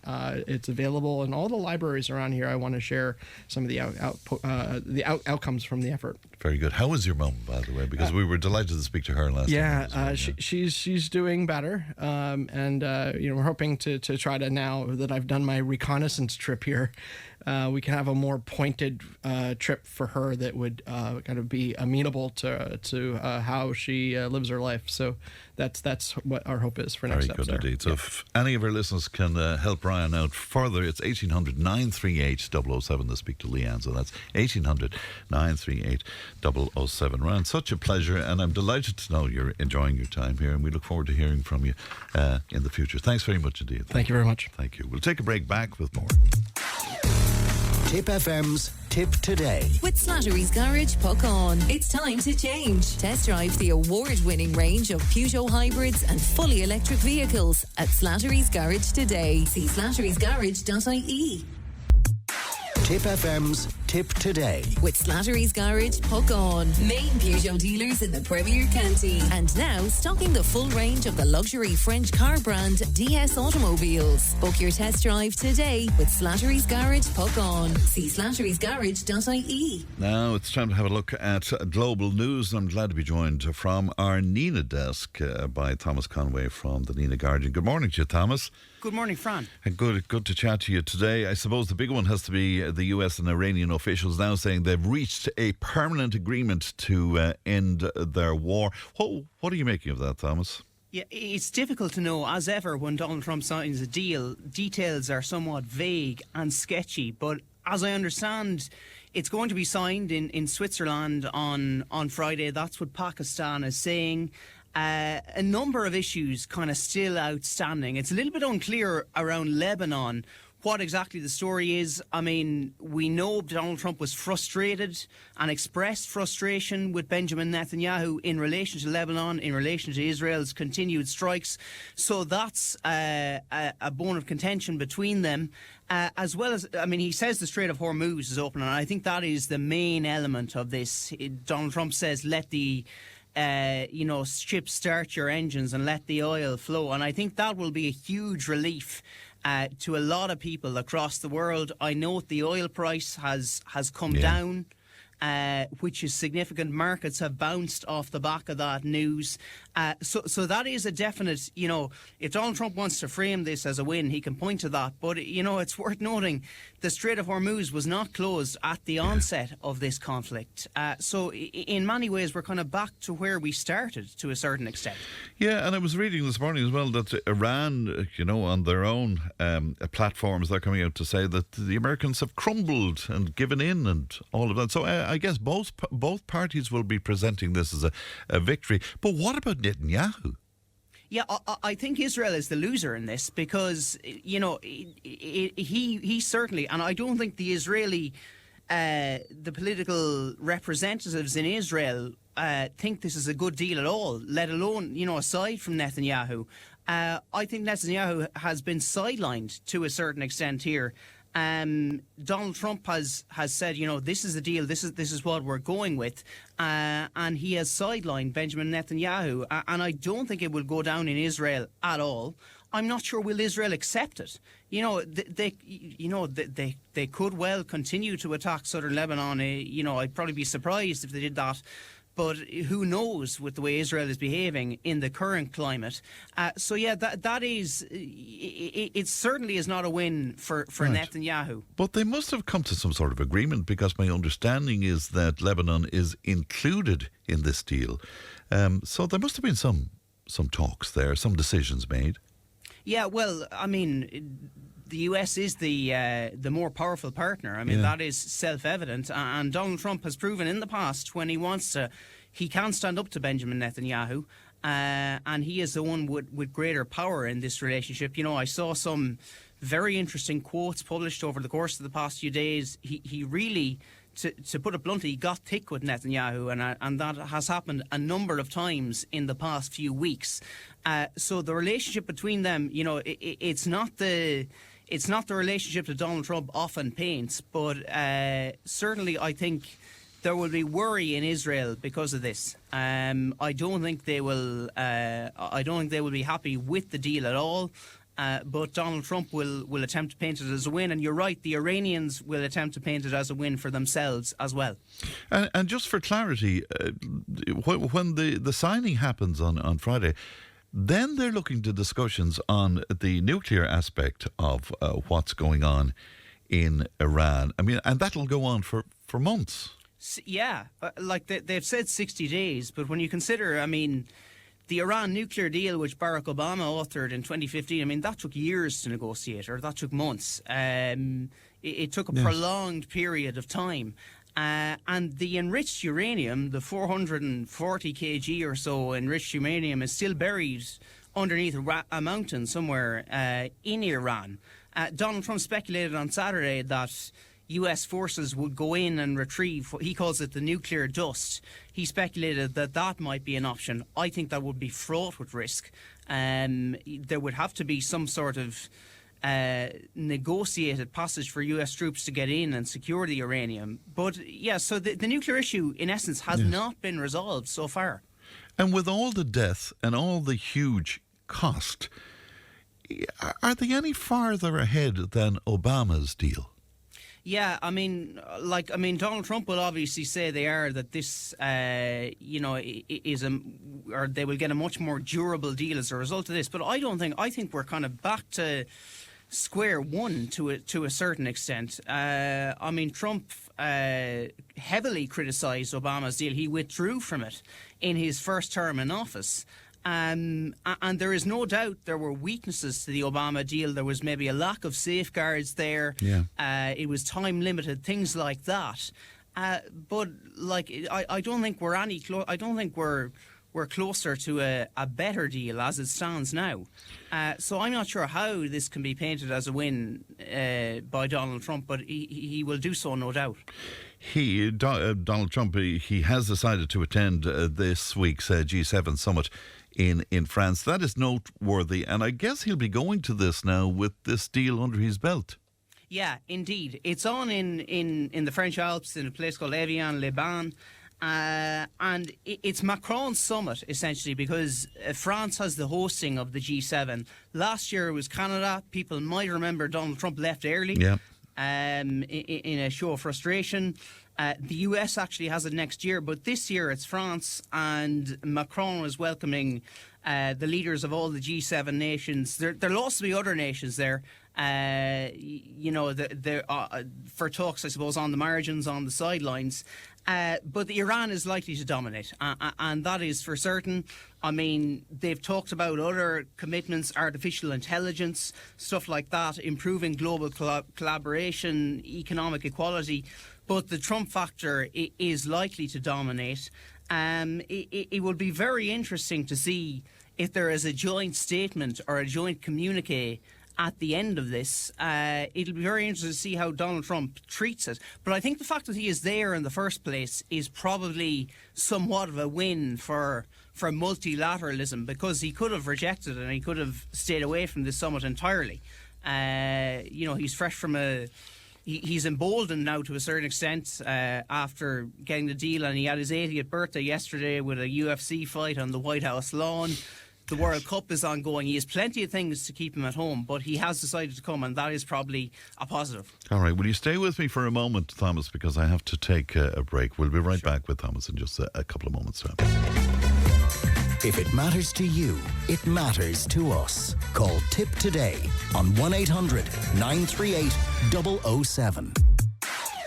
Tipp FM's Tipp Today. With Slattery's Garage Puck On. Now is the time to pick up your next van. From the award-winning Peugeot Partner van to the Expert and the load-lugging Boxer van. We have big vans, high-roof vans, long-wheelbase vans. You'll find them all at Slattery's Garage Puck On. See slatterysgarage.ie.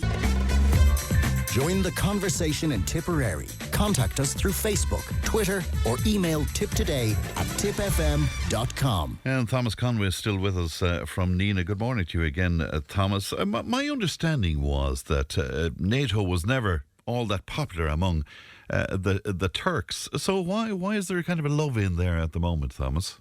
Yeah, you're right. I mean, trust is low, or trust was low, but there has been kind of a love in. I mean, relations have improved, and a kind of a number of reasons. It's worth reminding people, Recep Tayyip Erdogan, who is the leader of Turkey, he's Turkish president, seen as kind of a strongman leader, somewhat of an ally of Mr. Trump, but he survived a coup exactly a decade ago, and since then has concentrated power, behaving sort of like a dictator there.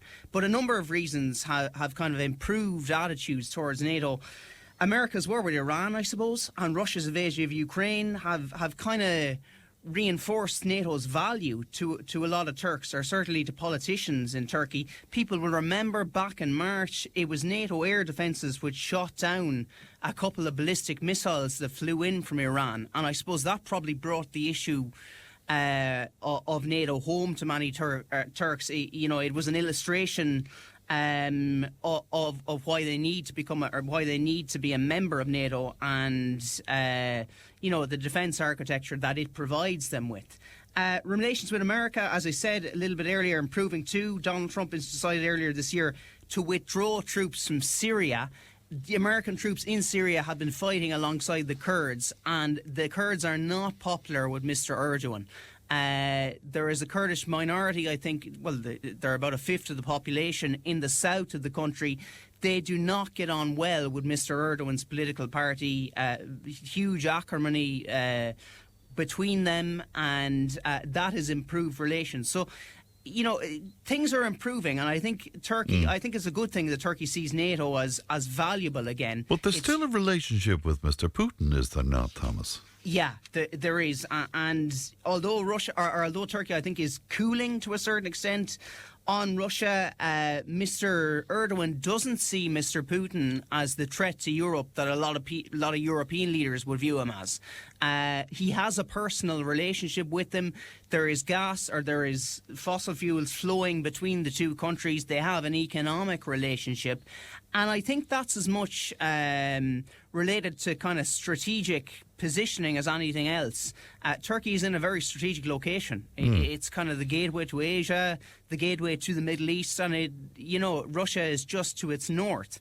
Now it has, it has the Black Sea there. It has a fairly formidable military, Turkey, but certainly the relationship with Russia will be contentious amongst other NATO members. But there are some who will argue that, you have to talk to Russia, and I think Mr. Erdogan would make that point. Yeah, it's amazing you mentioned that as a coincidence, because I was listening to a podcast over the weekend making that very point, that it's about time that Europe began negotiating with Russia.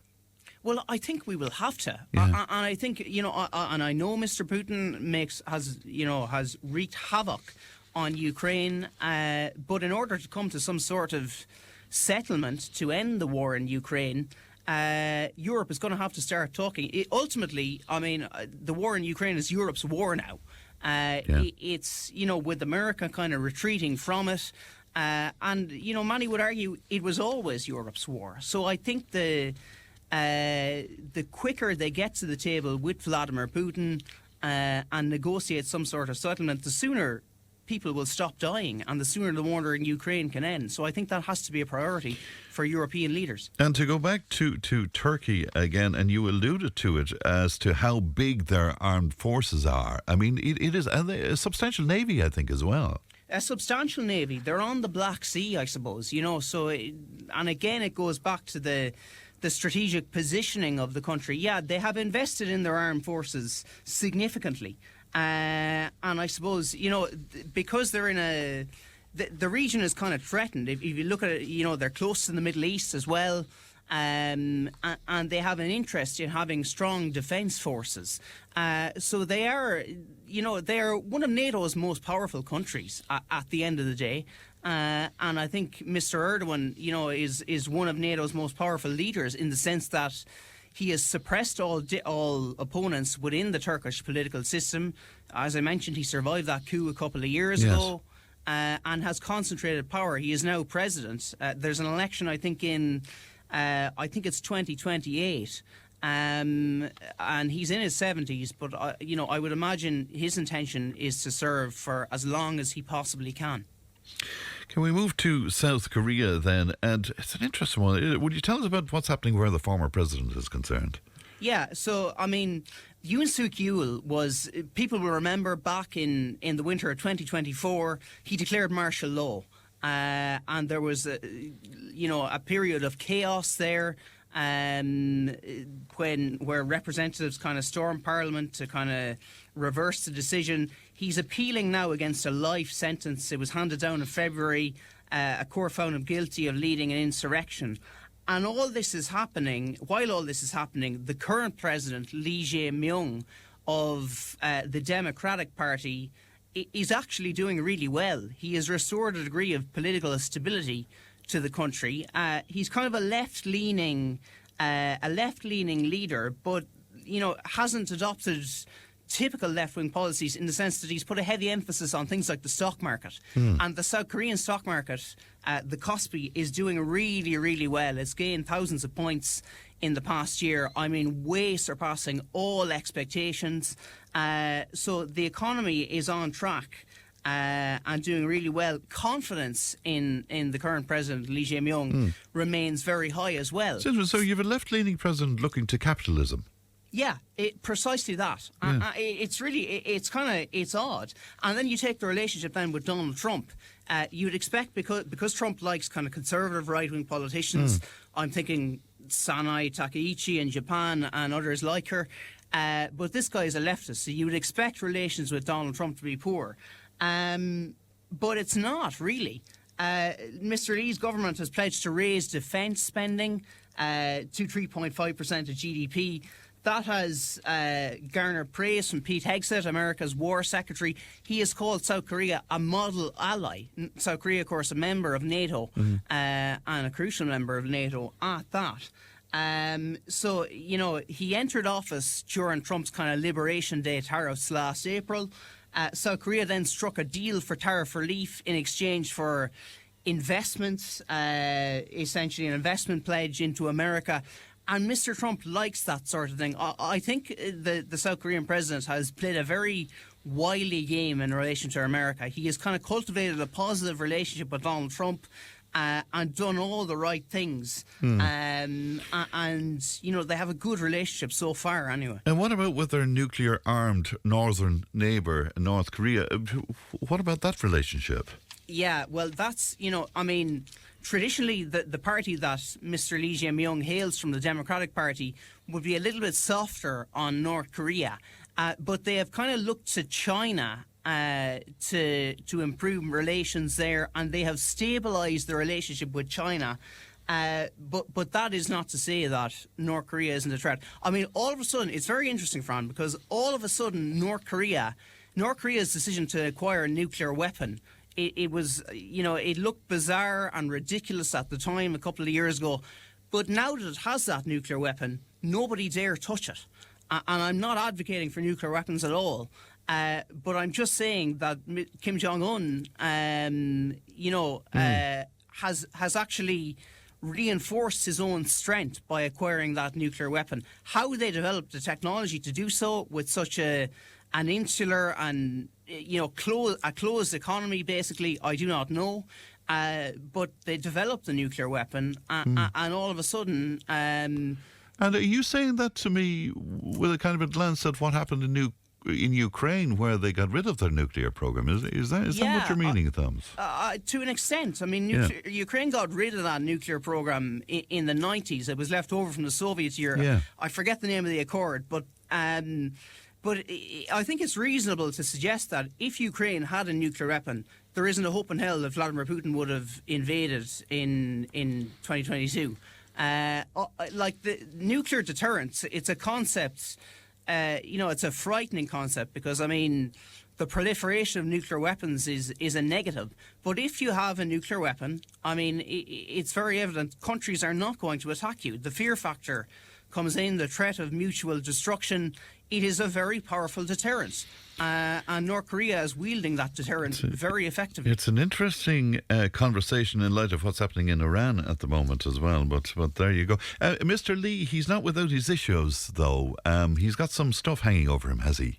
Yeah, there are various court, not convictions, but court cases against him. And I suppose, I'll give you statistics. South Korea became democratized in the 1980s. I think it was the late 1980s. Since then, over half of its leaders have either been impeached or put on trial or gone to jail, which is an absolutely staggering statistic. Yoon Suk Yeol being the latest, the former president. You almost, I think, you become a South Korean leader with an expectation that there are going to be legal cases against you. And Mr. Lee has acknowledged the possibility of him being, I suppose, jailed or impeached or something like that is pretty high. But it will be very interesting to see in future years, what happens to him. But for now, he has restored a degree of political stability to South Korea, and he's doing pretty well. Some other things happening around the world then. Elon Musk, the world's first trillionaire, if you could get your head around that, Thomas. Yeah, it's pretty staggering. Isn't it? Yeah, the company SpaceX valued at $2.1 trillion. I think Elon Musk himself is something like $1.1 trillion. Dollars, and he still finds time to meddle in other democracies then, including Ireland, including the North. Yes. Indeed. But some will view it as a very grim milestone, some will view it as an example of what is possible. There is no doubt that Elon Musk is a supremely talented individual with a genius for innovation. I just wish he would stick to that. But yeah, SpaceX debuted in the stock market on last week, and it shot him to trillionaire status. So yeah, it's a big milestone, whatever way you look at it. Do we know at all if he's involved in philanthropy? Does he fund any organisations or anything like that? Yeah, I've seen some reports saying that he does very little relative to his net worth. I've seen a conversation to that effect, but I'm not entirely sure is the answer. Yeah. Certainly, when you're the world's richest man and when you're the first trillionaire, I think you should be donating a certain proportion of that to charitable causes. And now he probably invests. He will argue that he invests in other startup enterprises and stuff like that. But he's probably a little bit selfish in many people's view. Just a smidgen, I would imagine. Interesting what's going on in Switzerland. There will be a national ballot there. Yeah, it's actually taken place, but it failed to pass. So this was a national ballot over the weekend. The far-right Swiss People's Party proposed a ballot to cap Switzerland's population at 10 million. Now, a yes vote, had it passed, would have required the Swiss government to take steps to cap the population at 10 million by 2050 and enact various restrictions on immigration. The whole referendum centred around immigration. The end result is it hasn't passed, which is, I suppose, a blow to the Swiss People's Party and a blow for immigration hawks in the country. I kind of looked at it over the weekend. I think it probably would have been unworkable. For instance, Switzerland has a freedom of movement agreement with the European Union, and had this referendum passed, they would probably have ended up having to withdraw from that. And I think that pact is valuable to Switzerland. And there were various other measures that would have been affected by it. But it feeds into the debate around immigration. And that was the reason it occurred. Switzerland, not a member of the European Union, famously a neutral country like ourselves, but has a very interesting system of direct democracy, whereby they have a couple of referendums a year and the citizens vote, and this was the latest. Very interesting. And just finally, then we're just about out of time, but Keir Starmer, has he finally got it that he needs to turn things around at this moment? Yeah, the realisation has suddenly dawned on him. Yes. And they have imposed, there's a talk about social media ban, which the British government are talking about imposing. That has just emerged this morning. But this is a pivotal week for him, because on Thursday you have the Makerfield by-election, in which his I think future leadership rival Andy Burnham is going to stand. If he wins that, he goes to Westminster and will probably stand against Starmer. Last week, John Healey, the Defence Secretary, resigned amid a dispute over defence spending. And of course, Wes Streeting is also waiting in the wings to make his leadership bid as well. So, I mean, Starmer under a lot of pressure. But yeah, suddenly he's got the message that he has to turn things around, but he'd want to be getting onto it at this stage because he's under a fair bit of pressure. Well, that's for sure. Thomas, pleasure as always. Thanks very much indeed, Thomas. Thank you. Good morning to you. That's Thomas Conway there of the Nina Guardian speaking to us from our Nina office this morning. All right, the news and information's coming up.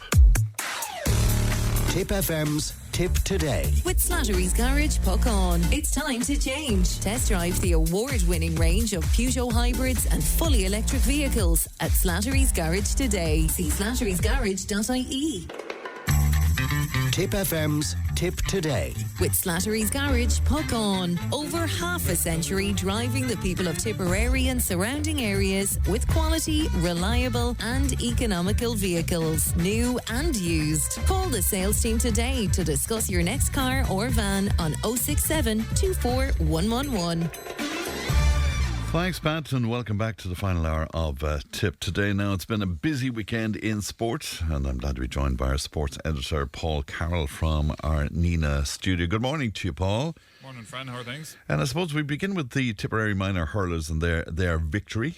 Yeah, brilliant win on Saturday, Fran, against Cork in the Gaelic grounds. 5-18 to 2-19 was the full-time score, so Tipp back into the All-Ireland minor hurling final, but just a real entertaining game. It was tit for tat. Both teams had purple patches, but Tipperary finished the game really, really strong. Chris Dunn finished with a hat-trick on the day. He scored, what did he score for finish? 3-5, which was serious score. And Josh Maroney, substitute in the second half, really changed the game with his goal, really sparking Tipperary back into life. And Aina Tucker finished with 1-4 to his name as well. So brilliant result for Tipperary. As I said, they'll play Limerick now in the All-Ireland Minor Final, which is set for Saturday, June the 27th. And we're still awaiting a time and a venue. It could possibly be a toss.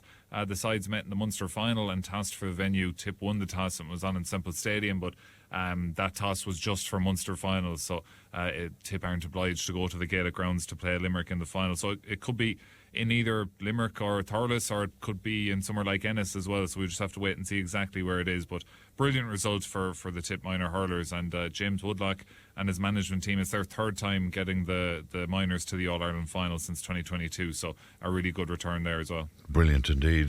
Defeat for the senior Camogie team, regretfully. Yeah, yesterday in Semple Stadium they were beaten by Cork 21 points to 18, but that was without two of the star players on the team, Karen Kennedy and Caoimhe Stakelum, both of Thurles Sarsfields. Caoimhe Stakelum doing her leaving cert at the minute, so but she has been so influential to this team since her introduction this year, but she missed out yesterday. But it's still in Tipperary's hands. They can still get out of the group in the top two places, so they're in a group of four with Cork, Galway and Waterford, and the top two go straight to the semi-final, and the third and fourth go into the quarter-finals. So Tipp still have a chance. They play Galway on June 28th. If they can win that game and hope that Cork beat Waterford in the other game, then Tipp could get straight into a semi-final. But worst case scenario is Tipp will be in a quarter-final, which would be on in Croke Park before one of the All-Ireland hurling semi-finals as well. So it's not all bad. It's a loss to Cork by 3 points, but as I said, without some of your key players, that's not too bad of a result. So they'll look forward to 2 weeks' time against Galway. How do you get your head around the complexity of some of the permutations of that? That one's actually not too bad because kind of everyone goes through. Yeah. But it's there's another group in the Camogie, Group 2, and there's 6 teams in that, and only the top 2 of that group go through. So I won't get too far into it. Club action heated up over the weekend, and my hometown did well. More silverware for Cashel. Yeah, Cashel won the Crossgo Cup there a couple of weeks ago in West Tipperary. Well, now they've got county silverware. They won the Division 1 hurling final, beating Killadangan yesterday in the Rag, 419 to 127. So a 1 point win, but a serious game of hurling in the Rag between really two very good teams. And Cashel were up senior for the first time in a while last year, kind of really set out their stall and got used to that grade, and here they are now picking up 2 bits of silverware. They'll have a West final in a couple of weeks against Clonoulty, and then the county championship will start. So they're certainly a team going in the right direction, our Cashel Cormorants. There's also the Division 2 hurling final over the weekend. Killinall beat their neighbours Bord Bia and Duala 22 points to 115 there. A couple of other finals on over the weekend. The Division 4 county football final, Clarehan 214, Rockwell Rovers second team 17 points. So well done to everyone in Clarehan there. Elsewhere, Fran will run through some of the divisional games. The South Senior Football semi-finals, Commercials against Mull Rovers, one of the real marquee fixtures of Tipperary football. Commercials with a 4 point win there, 114 to 110. They'll play Grange Mokler Ballyneal in the South final next weekend. Grange Mokler beat Ardfinnan 114 to 8 points. The South Intermediate Football semi-finals, Killinall had a 212 to 113 win over Feathered, and Care beat Commercial's second team 313 to 110. And then in the north of the county, Fran, the North Intermediate hurling semi-finals are on over the weekend. A massive win for Newport, really impressive inside Nina. They beat Shannon Rovers 132 to 19 points, and Portrush, now being coached by Liam Sheedy, beat Barsakane 25 points to 23. So 2 good games there, and Portrush will play Newport in the North Intermediate final in a couple of weeks as well. We had some inquiries this morning from listeners about the All-Ireland football draws that happened this morning. Some massive matches thrown up there, I think. Yeah, it's an incredible draw, Fran, really. You have Kerry against Armagh. This is knockout football. Winners go into the quarterfinals, losers finished. So Kerry against Armagh next weekend. All the fixtures will be made later today, so we'll know for sure. But Kerry against Armagh, the last 2 All-Ireland champions playing each other for a chance to get into a quarter-final. It's an incredible draw, really. And Armagh were a second away from getting into the quarterfinals directly yesterday, but for a loud Sam Mulroy's effort for a 2-pointer dropped into the back of the net with the last kick of the game. And Armagh went from having a weekend off, have the feet up next weekend, and look forward to a quarter final. But that ball went into the back of the net, and now they have to go down to Killarney to keep their hopes of staying in the championship alive. So that is a really, really interesting fixture. The other ones are just as interesting. Well, maybe not just as, but very much interesting in their own right. Dublin hosting Donegal, and Ger Brennan, the manager, said that they were going to play their next home game in Parnell Park. So it'll be interesting to see will he stick to that, or will he try and get it in Croke Park next weekend. Mayo versus Meath and Monaghan versus Westmeath. So winners of those games will go into the quarterfinals. The teams that are already in the quarterfinals, Cork, of course, with an incredible win over Donegal up in Ballybuffet. Louth are through, Galway and Tyrone. So interestingly enough, Fran, those games next weekend, Kerry versus Armagh, Donegal versus Dublin, Mayo versus Meath and Monaghan versus Westmeath. GA Plus will have 3 of those games, and they'll have first choice, and RTE will have 1. Wow. So, you're going to hear a lot of complaining during the week, I think, because Kerry versus Armagh, by all means, should be on TV because it's such a big game and such an advertisement for the sport. But whether it is or not, that will remain to be seen now. It'll be very interesting for sure. The World Cup is up and running, even though I haven't watched a match yet, I have to admit. But real sporty fans are delighted with themselves, aren't they? I thought you'd be watching the matches, friend. They're on in the middle of the night, kind of. You could be. Well, that would suit me all right. You could be anywhere. Yeah, it's up and running over in. It's kind of on in America, you think, but it's on in Canada and Mexico as well. There's games everywhere. So the host nations have all played now. USA got a brilliant 4-1 win against Paraguay. Mexico bet South Africa on the very first day 2-1, and Canada drew in their opening game. Bit of Irish interest today. You would have heard Pat mention it there in the bulletin. Roberto Lopez plays for the Cape Verde Islands, and they play Spain at 5 o'clock this evening. So Roberto Lopez, centre back for Shamrock Rovers, despite his name, you mightn't think, but he's a real dub, real true dub. If you were to hear him talk, played centre back for Shamrock Rovers for the last, I'd say, 7-8 years, beside actually a Carrick and Shoreman, Lee Grace. The two of them there have kind of been real rocks at the back of that Shamrock Rovers defence. So he's lining out with Cape Verde Islands. His father is from there, and that's against Spain. So it could be a difficult day for them, but just class kind of to see a Dublin fella playing in the World Cup this evening. Elsewhere, Germany had a big win last night against Curaçao. Fran, Curaçao, the smallest country to ever play in the World Cup, a population of 155,000, which is smaller than Tipperary. So last census we have 182,000, so Curaçao have 155. So a 7-1 defeat, but just incredible for them to be there. And Dick Advocaat is their manager. He used to be manager in the Premier League maybe 20 odd years ago. I think he's either 74 or 78, I'm not sure, but just one of the kind of great stories of the World Cups that you kind of see is the different countries, different kind of characters there. But Curaçao having a smaller population than Tipperary is an interesting one. But Iran, Fran, is a big story the last while, whether they would be allowed to play in America.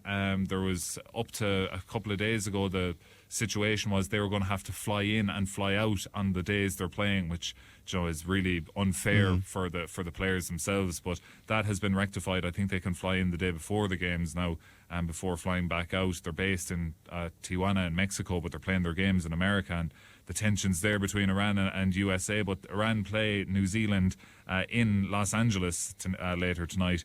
2 a.m, Fran, if you're up for that one, is the kickoff time. But a couple of games today are on at favourable times for us here. 5 o'clock, 7 o'clock. I think there's one at maybe 12 o'clock as well, which isn't too bad. But and just before we move on from soccer, Fran, BT Harps rounded off their season brilliantly with a treble-winning season for them. They won the NTNDL Ricky Forty Tipp Cup last night, beating Ballamackie 4-2 with a Ryan Lucknan hat-trick there. So a really good season, finished well there for the lads from Templemore. And MMA and that remarkable card taking place as part of Donald Trump's birthday celebrations.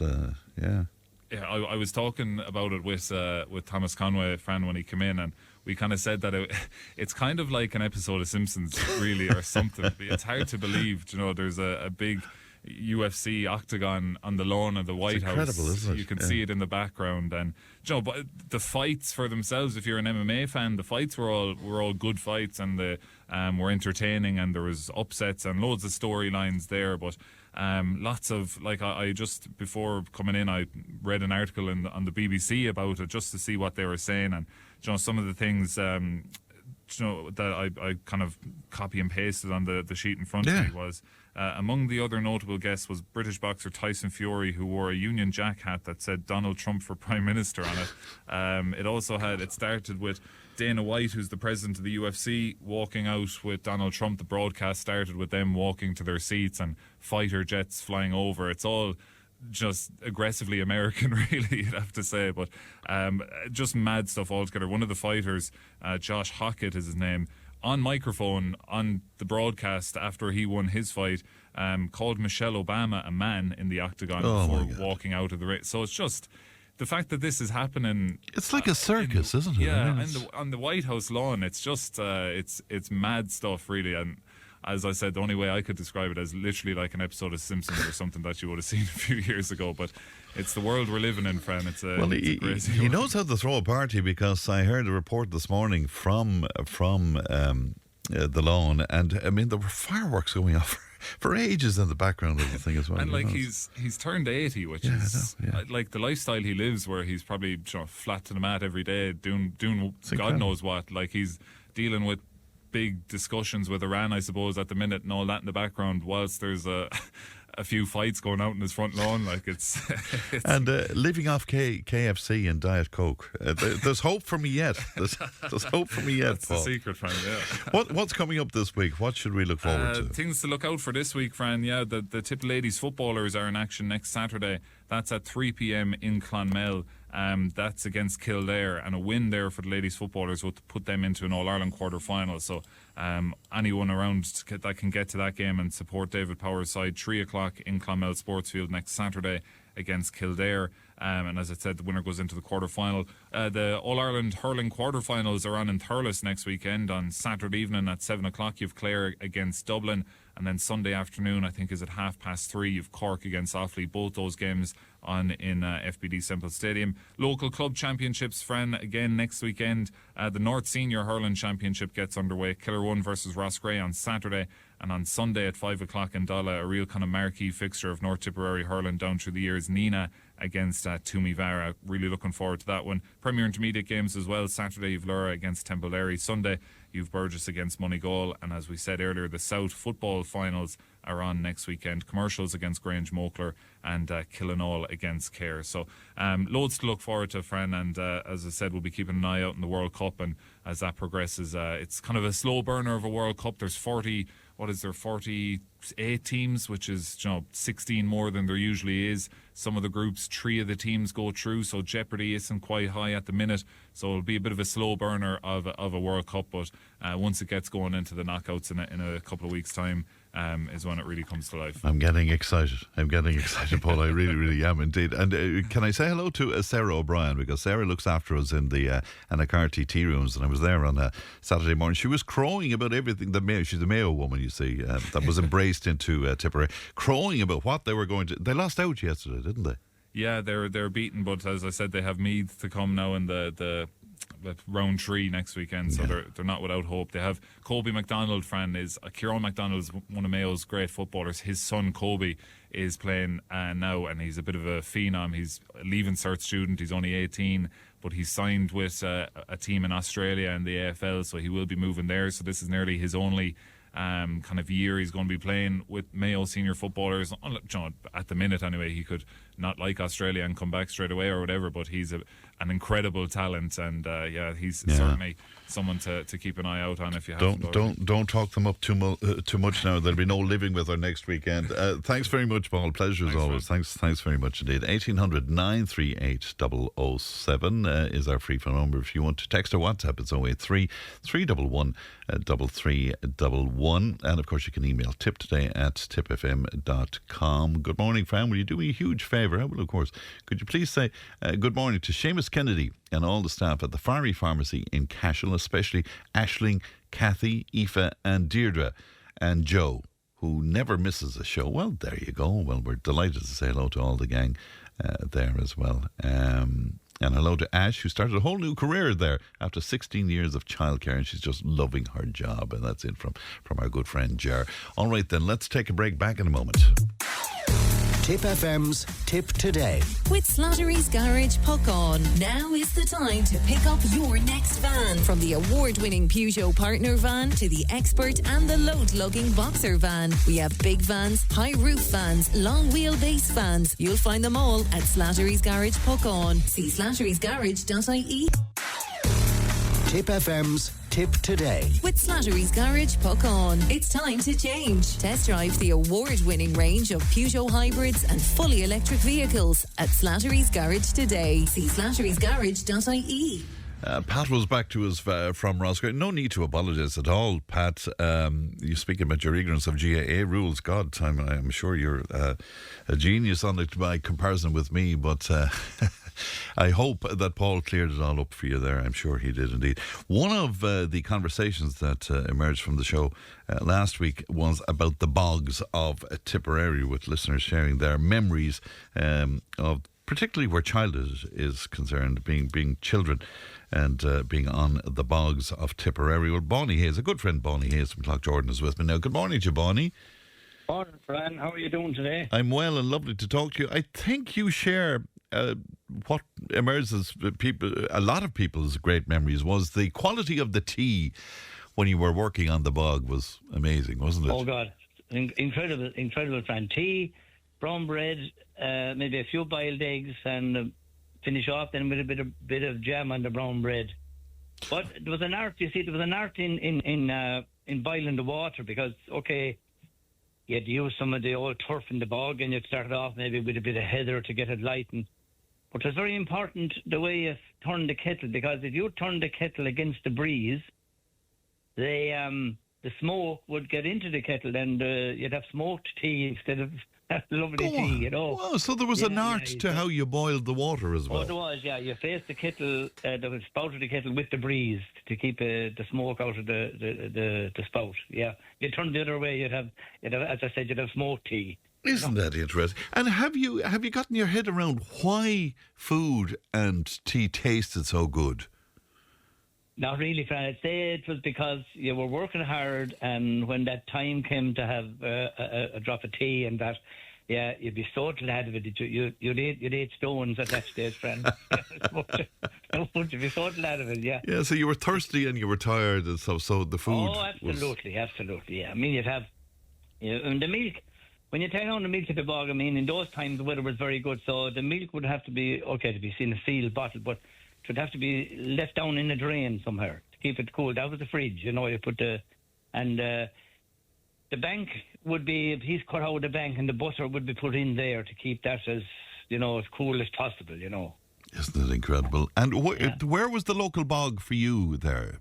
About 2 miles from me, a place called Killaron Bog. You just go down the road from me here onto the old Borough Road and turn in a lane, and within about a mile, maybe 2 kilometres maybe of a laneway into the bog there, Fran. Yeah. And you had your own family plot there, did you? We had, Fran, yeah. We'd start cutting of a Monday morning, and God rest my father, he was the man who cut it, and we'd say cutting away till Saturday evening. Just incredible. Cut a full week of turf. Oh my God, it was hard work. But you had to prepare the bank first. You had to what they called it.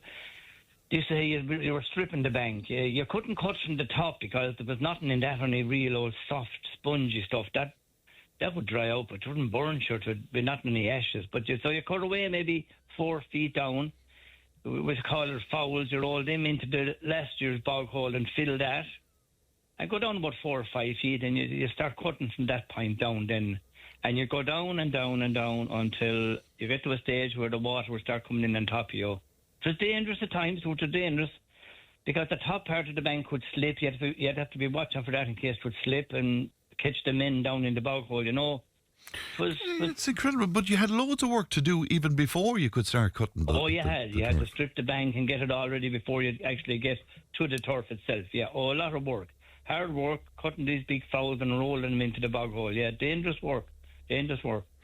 And why do you think people? I mean, I keep quoting my own father on this. I mean, you swear it was, I don't know where the way he spoke about it was almost religious in some sort of a way. What was it about it that was so special? But your friend, it was special because everyone alongside you in the bog, the next man and the next man were all, and they'd help out each other if they were in need. But that's what they had to do, Fran, for a fire to have a bit of heat in the house for the winter. There's no alternative. Yeah. You know, it was turf or nothing. Maybe if it was sticks as well, but sticks wouldn't be great on their own. But you had to have the turf with it, like. You know, that was your heating for the winter. And the camaraderie of it and the neighbourliness of it. Oh, incredible, yeah. Yeah, Incredible, yeah. Incredible. But you're then, Frank, the saving of it. When you look at it then, when I'm finished talking to you now, friend, I'm off to the bog. Wow. Don't tell that to anyone, but I am. Won't say a word. Won't say a word, no. But, I mean, okay, it's cut by a machine now and it's put out for you and you have to foot it and then you can draw it home. But in the bog, I mean, anyway, it's simple enough. But at that time, Fran, as I said, when we'd spend the full week cutting turf, if the weather wasn't great, you had to turn it maybe twice. Then you first footed it, which is a small heap. Then you put it into a second foot, which is a bigger heap. Then you made a bigger heap out of that. And then you drew it out to the road with a donkey. And you stacked it on the road and you drew it home from there. I mean, that was a lot of work. That's a lot of work, isn't it? That's a lot of work to have. But that was it. There was no alternative, friend. That was it for the winter. Yeah. And the quality of the turf fire, how did it compare to, we'll say, a coal fire or something? Yeah, if you got what they call, Fran, if you got stone turf, if you got down the stone turf, the good turf would be really down. A spit is what you call it. A spit was the depth of turf you would take off per time. So if you got down 12 spit, you would be into good turf. But sometimes you'd be getting down to the good turf, and first of all, you could meet problems. You'd meet timber, maybe bog deal. That would really, you'd have to get an axe in and cut that out your way. You could meet, there's wiggy turf, which is very difficult to cut. But down there would be the good turf, and sometimes you'd only be down to the good turf when you'd see the bank bulging a bit, and you'd have to get out then because that was going to come in on top of you very soon. The pressure, you see, the pressure from water and everything, Fran, was incredible when you go down that depth, you know. I can imagine. But so there was different qualities of the turf then. Oh, there was in different bogs, Fran, yeah. There'd be different qualities of turf. You'd have good turf, black turf, stone turf as they call it. Stone turf was great turf, Fran. Yeah, to be like coal, to burn like coal, and the heat would. Then you'd have all white turf. White turf would be good for starting the fire, but to put less old in, then you'd have an awful pile of ashes after it, you know. Isn't that very interesting? And what are you making of the fact then that essentially we're not supposed to be burning turf anymore because of the damage it's doing to the atmosphere? You know my feelings on that now as well. I know myself. Yeah. Look at Fran. Look, sometimes now I know that there is global warming and things are changing and everything. I just can't deny that. But sometimes when I hear these fellas talking, you think that Ireland was the cause of everything. You know. Yeah. Well, we contribute only a tiny fraction. You mean by comparison? I'd say, Fran, if we were complying 100%, Fran, with everything, to be so minimal, you'd hardly measure the difference it would make in the world. That's not to say now that I do agree with a lot of things, but I don't think cutting a bit of turf is going to change an awful lot. And how do you feel about the EU continuing then to fine us because we continue to cut turf? Absolutely, Fran. Yeah, absolutely. I don't. It's cruel. It really is. It's cruel, Fran. But you see, Fran, what's going to happen now eventually? And the likes of me and other people, it will die out anyway because the youngsters won't go to the bog and save turf. Not at all. Not at all. No, not at all. No. It won't happen. I mean, they won't have to put too many sanctions on it within the next 10 years because there'll be nobody doing it. Now, I see down in the bog now there's a lot of turf there and there's a lot of people, but there's no young people at it, you know what I mean? But just for clarity, you're entitled to cut your own turf. Yeah. Aren't you? But you can't sell it or something, is that That's what the law something is? Something like that, Fran, something like that. Something like that. A listener saying you can't beat the smell of a turf fire on a cold winter evening. Would you go along with that, Boney? I would, 100%, Fran, 100%. I think I remember, Fran, it just came into my head there now when we were in the bog. And this turf now, we'd be, 3-4 kilometres in the bog here. It would have to be drawn home by maybe a donkey, you know. Yeah. And then my father, God rest him, would be working on a farm here and he would get maybe the end of a tractor and a trailer. But we had a donkey that time, Fran. And we'd be working in the bog and we'd load up the donkey cart and let him off on his own out along the road. And the donkey would come out the bog lane onto the main road and he had a few junctions to turn and take lefts and rights, and he'd take them, and if we'd stay working away in the bog when he'd be gone, and when we come home, he'd be at the gate waiting to be let in. Are you serious, Bonnie? Absolutely, yeah. My Absolutely, God. yeah. I know now the traffic on the road wouldn't be too bad, but he had a few different lefts and rights to make, and he would make it home on his own and wait at the gate for us to let him in with a load of turf. Yeah, Well, that's one of the longest memories I have of. He was a lot better behaved than Joe Noble's ass, anyway. Who? He was. God, he was a great animal. He was a great animal. To be honest with you, you know. Yeah, isn't that incredible? They're such lovely memories. And as I say, my father used to wax lyrical about the time on the bog. And Fran, incredible, Fran. And I remember Fran, my mother, God rest her too. She was very fussy in the bog when she'd be laying out getting the stuff for the dinner, and she'd bring a tablecloth to the bog, you know, and put it out and flat. And you know, the bog was dusty, a tablecloth, and she'd put something on the four corners just to keep it down, and the bread and all the stuff, and maybe a bit of an apple tart for afterwards and things like that. But we had a fella working with us. Again, he was giving us a hand. He was a neighbour, and his father had hired him for a few days. But he wouldn't be the tastiest man in the world, you know, when it came. So he got up one day and he decided he wanted something at the far side of the table. So he walked across the tablecloth. My mother. I'd say she was very impressed, Bonnie, was she? Oh, Jesus Christ almighty. He took to see the two big black boot marks across the tablecloth, you know. And your poor mother trying to bring a bit of finesse to the whole thing, I suppose. Oh, absolutely, yeah. I mean, if a bit of dust blew in on it, she'd be brushing it off, you know. Aren't they lovely memories? And what would she set up? Like, would she set out places on the tablecloth then? She would more or less, Fran. She would indeed. Yeah, to be plates for everyone. Yeah, to be plates. And as I said, I mean, we'd be in the bog, and she'd arrive down on the bike later, and we'd be watching her. We'd be watching for her. You know, from about 12:30 onwards, maybe herself and one of my sisters who'd come with her, we'd be watching for the bikes coming in and on the road, because we'd be starving, you know what I mean? Once we saw them coming, we know the trees wasn't too far away, like. If there's a radio conversation in 50 or 60 years' time with somebody, they won't be able to look back on camaraderie and neighbourliness and those kind of experiences, you know? Not at all. Like I said to your friend, the people cut beside you, if you got into a bit of trouble, and when you get down to the bottom, they call it, that's bottom, your bottom in your turf, your bottom in your turf. The lad next to you would come over and give you a hand to get it over before things start coming in on top of you, you know, and then you would go give them a hand if they were in trouble for a few hours or for a day. Do you know what I mean? And was it competitive at all? No, I didn't think so, Fran. I didn't think so. But you know what I see in the bogs now, Fran, somebody talk about being competitive. Some people have an awful habit that they have to be first out of the bog with the turf. First home, getting home the turf, you know? Yes. No, it mightn't be half dry, Fran. But they have to get it home anyway. But there's a competitive element to it then, Bonnie, I suppose. Yeah, there is in that respect, yeah. I never saw it in olden times, though, Fran. I never saw a competitive element. You know, everyone was... And when everyone would be dying around the same time, and the people over from you would come over and have a chat with you maybe at dinner time to know how you were getting on and any news and all the crack, you know. Yeah, people would gather at each other's. And was there eat around the one time, around 1 o'clock. Did anybody ever try and steal the turf from the bog then?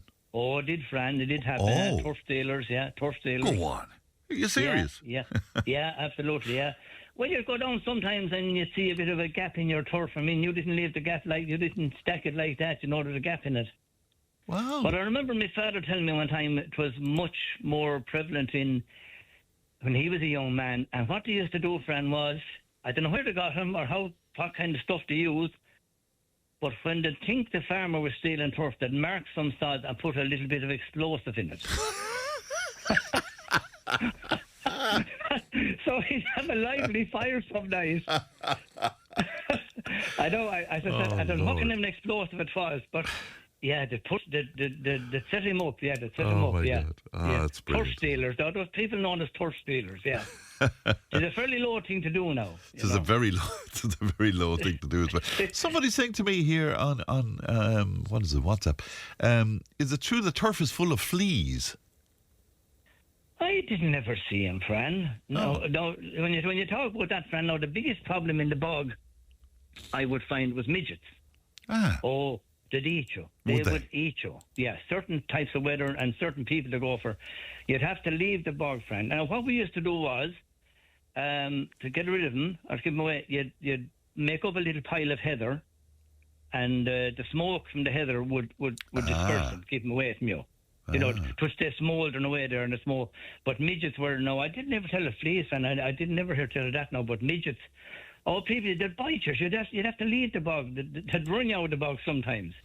Yeah, that's interesting that some people in particular, they really go for some reason. Oh, absolutely. Yeah. Some people wouldn't go near them at all. I don't know what it is, friend. Maybe it's something, I don't know, something we're producing probably, you know. Yeah, isn't it fascinating? They're great memories and great stories, Bonnie, and a pleasure as always. Thanks for your time this morning, and enjoy your time. You're heading straight to the bog now. I'm heading straight to the bog now, Fran, for a few hours. I'm halfway through it now, and with the help of God, we'll get it done for another year. Well, watch out for the midges anyway, whatever you do. I will, Fran. Thanks, Bonnie. Thanks, Bonnie. Thanks, Fran. Good luck to you. Bye-bye to you, my old friend. Bye-bye. That's the great Bonnie Hayes there from Cloughjordan speaking to us. All right, we'll take a break. Back with more.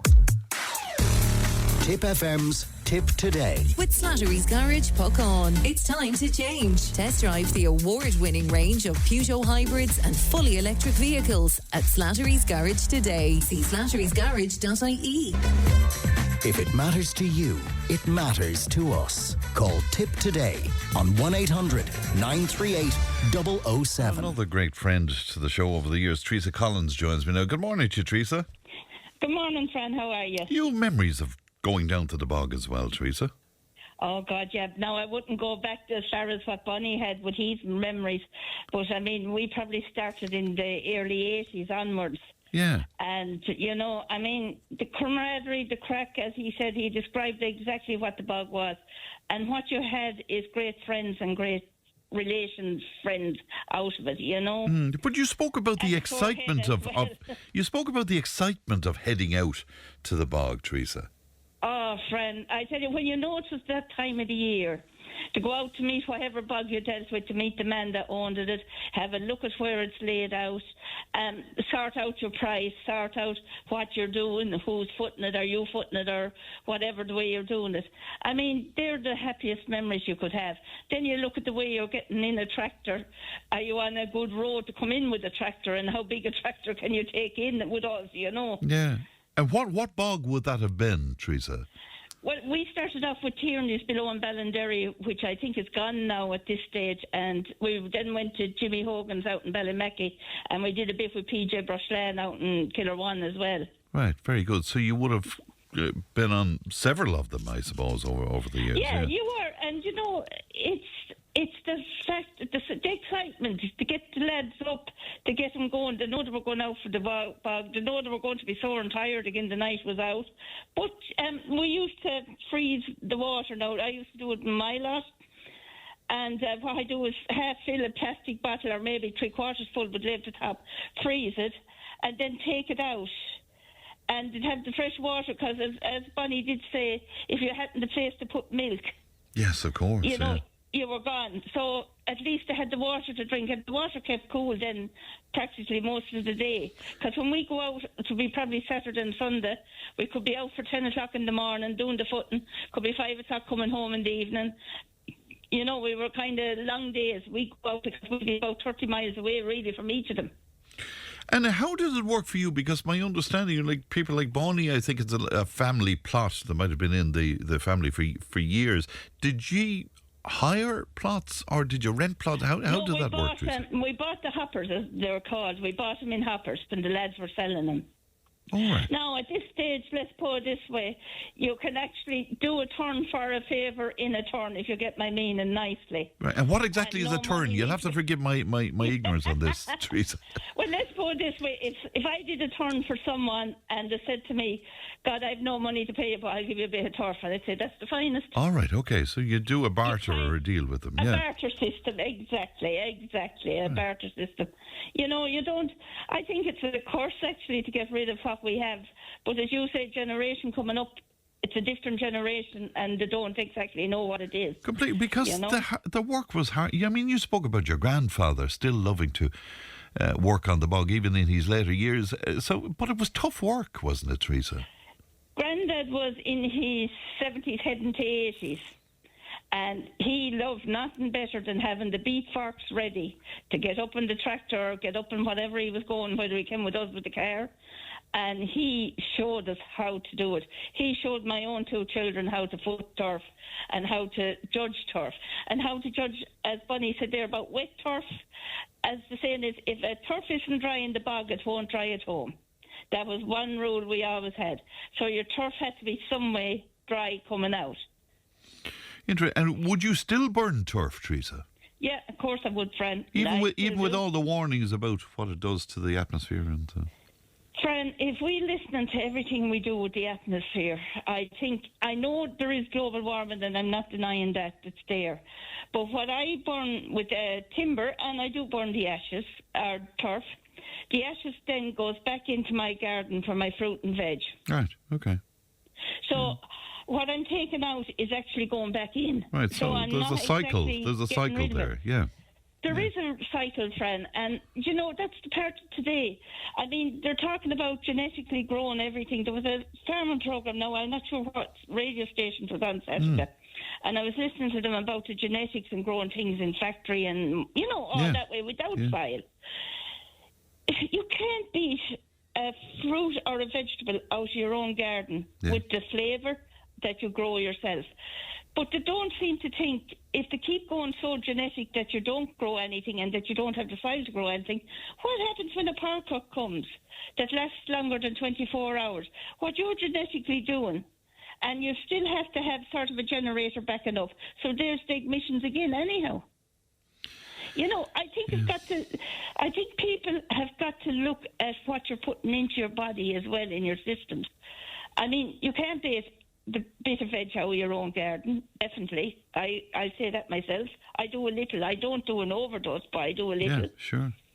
And, when I have the way of doing it... They're talking about creating meat in laboratories now, and Fran, engineering. I often say, isn't that taken away from the pure nature of the word, of what nature and what God meant? And I mean that nicely. I mean... what we have out there put into the ground, put into the earth, put in even with the animals, that is all beautiful to me. How can you keep growing, processing, and keep doing it? I can't see it. It probably won't be my time, and I'm damn glad it won't be. What about the midges? Did they get to you as well? The horseflies, friend. Oh, jeez. Oh, horseflies. The horseflies. I had many lumps and bumps in every angle you could ask for from the horseflies. Absolutely. And the midgets then, when it would come to a certain time of the evening, especially if you were around a hedge or around trees, and you'd know what you were in. But sure, look at... It was only a couple of days in the year, so it was all worth it. All worth it. Well, there's all worth it, friend. All worth it. They're smashing memories, Teresa, and a pleasure to talk to you as always. Thanks for coming on with us, Teresa. Okay, no bother, friend. Thank you. Thank you. Bye-bye, Jenna. That's a great Teresa Collins speak to us there. Let's go to another great friend of ours, Helen Walsh, is with me. Good morning to you, Helen. Good morning, Fran. How are you? Now, you see, Helen, I would have always thought you're kind of the urban type. I didn't think you'd have any memories of the bog and footing turf and stuff. Oh, not footing turf, but the crack is this. First of all, I'm actually from Ballyneal outside Carrick-on-Shore, so I'm a country girl. Ah, very good. I didn't realise that now. Yeah, so we used to go to various bogs with my father when we were little, and because of that, when we had our own two, we used to bring them up to Moniara. Mm-hmm. Moniara is up there near Powers the Pot, above Powers the Pot. Right. And it's a fabulous, fabulous bog. And we brought them up there because it's just, we used to tell them they're at the top of the world, because it feels like that. You're looking around and there's just the vista of County Waterford, and in some parts you can see other counties on a very clear day. And we bring them up there because you can go for long, long walks, no traffic, few sheep around, and then we get them to look at the various flora and fauna and the various kinds of moss up there as well. Because all that stuff, all that moss, for example, I think there are about 20 different types. They keep the bog moist and do its job. But and further into Moniara Bog, there are a few killings, and my late father told me that they were used to dry the turf. In the killings? In the killings, way up, into the bog, Right, what, they'd have fires in them or something, was that it? Fires in them, to dry the bog, and one part in them, so that the turf wasn't being burnt, but it was being dried out faster than having it out. Isn't that amazing? So there was a whole... so that was a slightly different culture to some of them, because I hadn't heard about that before. So that was a local tradition there, obviously, Helen. That must have been, but that's what my dad told me anyway, that's what that was for. There are a few of them up there. But we used to have great crack up there with the kids, because we'd cover them in... skin so softly made by a certain company there, and I won't give its name, but it used to keep the midges away. Because they're a devil up there. Yeah, and that has come across this morning. And the horseflies, as Teresa was saying there as well. No, I don't know. I think maybe the horseflies were afraid of us, but they saddled up and left us alone. But going across the bog, we used to invent stories for the kids as well. Like, there was a couple, two females in a story, Bessie and Biddy. And they lived over by Carey's Castle. And we used to tell the kids that they'd come across from over the mountains and up to the bog to foot some turf so they could bring it back home then and burn it in their own fires. What a great experience for the kids. And Biddy and Bessie used to be up there in the bog, and they'd be drinking tea out of an empty pea can. But, do you know, it's a glorious place. We have brought people from abroad up there so they can see what a working bog looks like, because it's one of the bogs, thankfully, that hasn't been protected in terms of people can take turf out of it. Yes, and that is the case, and people can do that legally in certain situations as well. And how do you feel about, getting rid of the idea of burning turf and the like, and not have us cutting turf anymore? And it's shocking. I always think that when a government brings out something like that, and with a mealy-mouthed saying about the environment, really they're not. Somebody is paying them for there's another flipping agenda. Do you think so? I definitely think so. I think we're going down into a very dark place. There is just so many, some insidious, some glaring changes, and one of them is this telling us that we can't, that there are fewer bogs that can be cut. And while they were doing that, they were importing turf. I mean, like, the carbon footprint for that turf was larger than the carbon footprint for taking turf out of our own local bogs. Yeah, we're importing peat at the moment, which is... Yeah, and it makes absolutely no sense. Now, I do know, by the way, certainly from Moniara, that people who take turf out of that can sell it to their neighbours or friends, but they cannot. You can no longer buy turf in a shop. Right. I didn't think they could even sell it. I think they can gift it to neighbours and friends. But no, in certain cases you can sell it as well. Can you? Okay. Well, that's not my understanding about it, but I must have a look at it in more detail at this point. And, all the science that's there that says that, turf in particular, what it puts into the atmosphere is not good. It's carcinogenic for us. It's. Do you believe any of that, Helen? The way I look at it is that so many things are carcinogenic. What they're putting into our water is known to cause cancers. Right. So yet again, it's a case of they'll pipe up with anything they can to try and frighten us. Because if you can't baffle people with your brains, you blind them with your bullcrap. Only you could put that like that, Helen. And do you go out? I made it a little more polite. Well, it was very, very, very ladylike, I have to say, Helen. And do you go to the bog at all now, Helen? Yes, we still go. You still go? Oh, isn't that great? Yeah. The air up there is amazing. It really is clear. And I always feel when I'm walking through the bog as if time has stood still. Yeah. And I can feel the spirits of my ancestors around me. And can feel the spirits of the people who toiled hard there now, because you don't see many now cutting turf, but who are there. You can almost see them moving across the bog. And then at any moment, you see some wildlife.